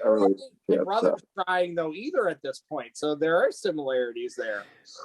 Well, my problem is, again, I've only been living by myself for 7-8 months, so that's one thing. I wasn't ever going to try to pursue a relationship when I was still living it. It wouldn't have been cool to be like, let's go to my parents' house. I think we got to get him on Tinder so ladies can start swiping left for him. And swipe him left, ladies. Swipe him left. And now the thing is, it's like I really need to, get going with getting the fucking CPA before I can even really think about doing something like that. So. Because I'm way behind on that. So, yeah, tisk. Get on that. Priorities, man. Priorities. Oh, I will be this year for sure, because especially once I see how much they're going to want for rent for this place going forward, it's going to be a necessity. So. Well, yeah, and you got to eventually start just doing my taxes. Be my personal accountant, bitch. Priorities: 1A, Poutine Pie. 1B, your CPA. There you go. And then number 2, be my tax attorney. Jeremy's taxing.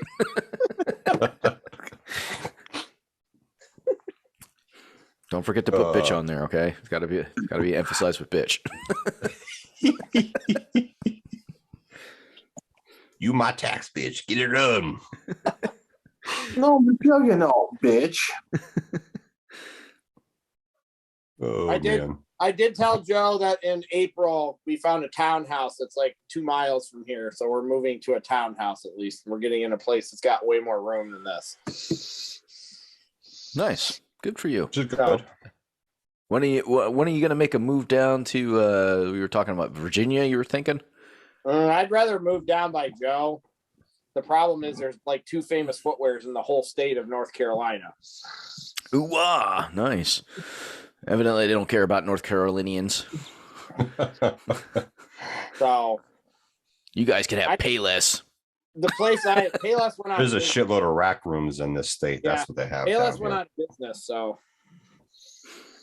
I mean, I guess rack room would be somewhere where I could try and say, "Hey, I work at Famous Footwear." There's probably a lot of similarities, but this place we live in here doesn't have a lot of room, so we at least have more room, and we're gonna have a washer and a dryer in the townhouse. I don't like sharing laundry facilities with people.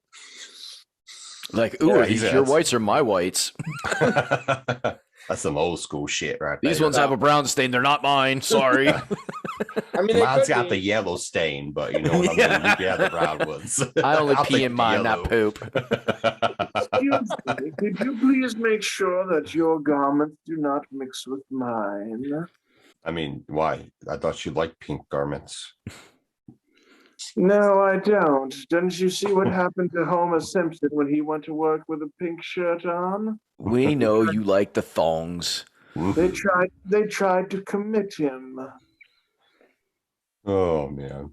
Well, for a while, I thought Pat's team was going to take care of LeBron tonight, but the Knicks melted down and lost. I know. I saw that they had like a big lead at halftime, and then I got the notification that they lost in overtime, and I'm like, Jesus Christ! Blew a 22-point lead. This is why I can't follow this team. Jay said defense does not exist in the NBA. Russell Westbrook was 1 for 11 tonight. Fantastic. He's the shit. 3 for 7 from the free throw line. He's awesome. But I mean, obviously, the reason they won is because LeBron came back. Yes, I guess. No, Anthony Davis had a good game too. There's evidently a possible trade for Ben Simmons to get out of the Sixers organization. It's all because of LeBron, Joe. He had 29. LeBron had a triple double, Joe. Okay. Oh yeah, him and his. So did Anthony Davis. Man, you let two. Oh no, he didn't. I'm sorry. I was gonna say, damn, if you're the Knicks and you let 2 people on a team have a fucking triple double, you suck. Like, well, yeah. Well, Davis had 28 points, 17 rebounds, and 4 block shots. What was his next highest stat? 3 steals. Okay, so it wasn't like close. It wasn't really close to a triple double. It was like his. So. I thought it was because it was like the rebounds and the defensive rebounds right next to it. I was like, oh, never mind. Why the fuck did the Knicks trade for Cam Reddish if I'm going to see DNP coach's decision next to his name in the box score? I don't know. Oh, Malik Monk had 29 points, and supposedly Julius Randle's on the trade block, Pat. Oh man, I wish I could find that. I mean, it seems like they're not going anywhere, so why not? No, I know they went to the playoffs last year, and then they're like going in the complete opposite direction now. Yep. But no, I think what Jeremy's been trying to say here. Yes, I'm hearing. Not that it's like even anywhere close to happening, but they're just like whispers of like, sure, we'll give up James Harden to get Ben Simmons. Yeah, that was the most recent one was James Harden. Supposedly he wants out of Brooklyn, so can you blame him? I mean, Kyrie's drama. Like, can you blame? No, I can't blame him. You get away from the Kyrie drama. Yeah. Well, I mean, I guess it's I can't think of what like the cliche term is, but it's like, you know, when you get like the thing you think you want and then it turns out to be shit, you know. Yeah. You know, they thought that it was going to be such a great situation, and obviously it's turned out to be not that. Because Kyrie has drama wherever he is. Yeah, he really is. But just remember what Skip Bayless said. You know, it was all Kyrie that the Cavs won that finals, not LeBron. Well, I mean, Kyrie made the shot, but I know. I'm just making fun of Skip Bayless. Yeah, well, Skip Bayless is an idiot. So he is a LeBron hater, though. So So do we hear? Is it tomorrow that we get to know who the? It is tomorrow. You mean today? Oh yeah. Later today, the who gets into the Pro Football Hall of Fame? Pat, is it later today, or is it during the week? I think it's. is it during the award show next weekend? I think it's during the award show. Friday, isn't the award show like the day before the Super Bowl or whatever? Yeah. Let me see here. The Pro Football Hall of Fame class of 2022 will be inducted during NFL Honors, which airs live Thursday, February 10th. Okay, so Thursday night. Yeah. Okay. Okay. All right. We're gonna do our Mount.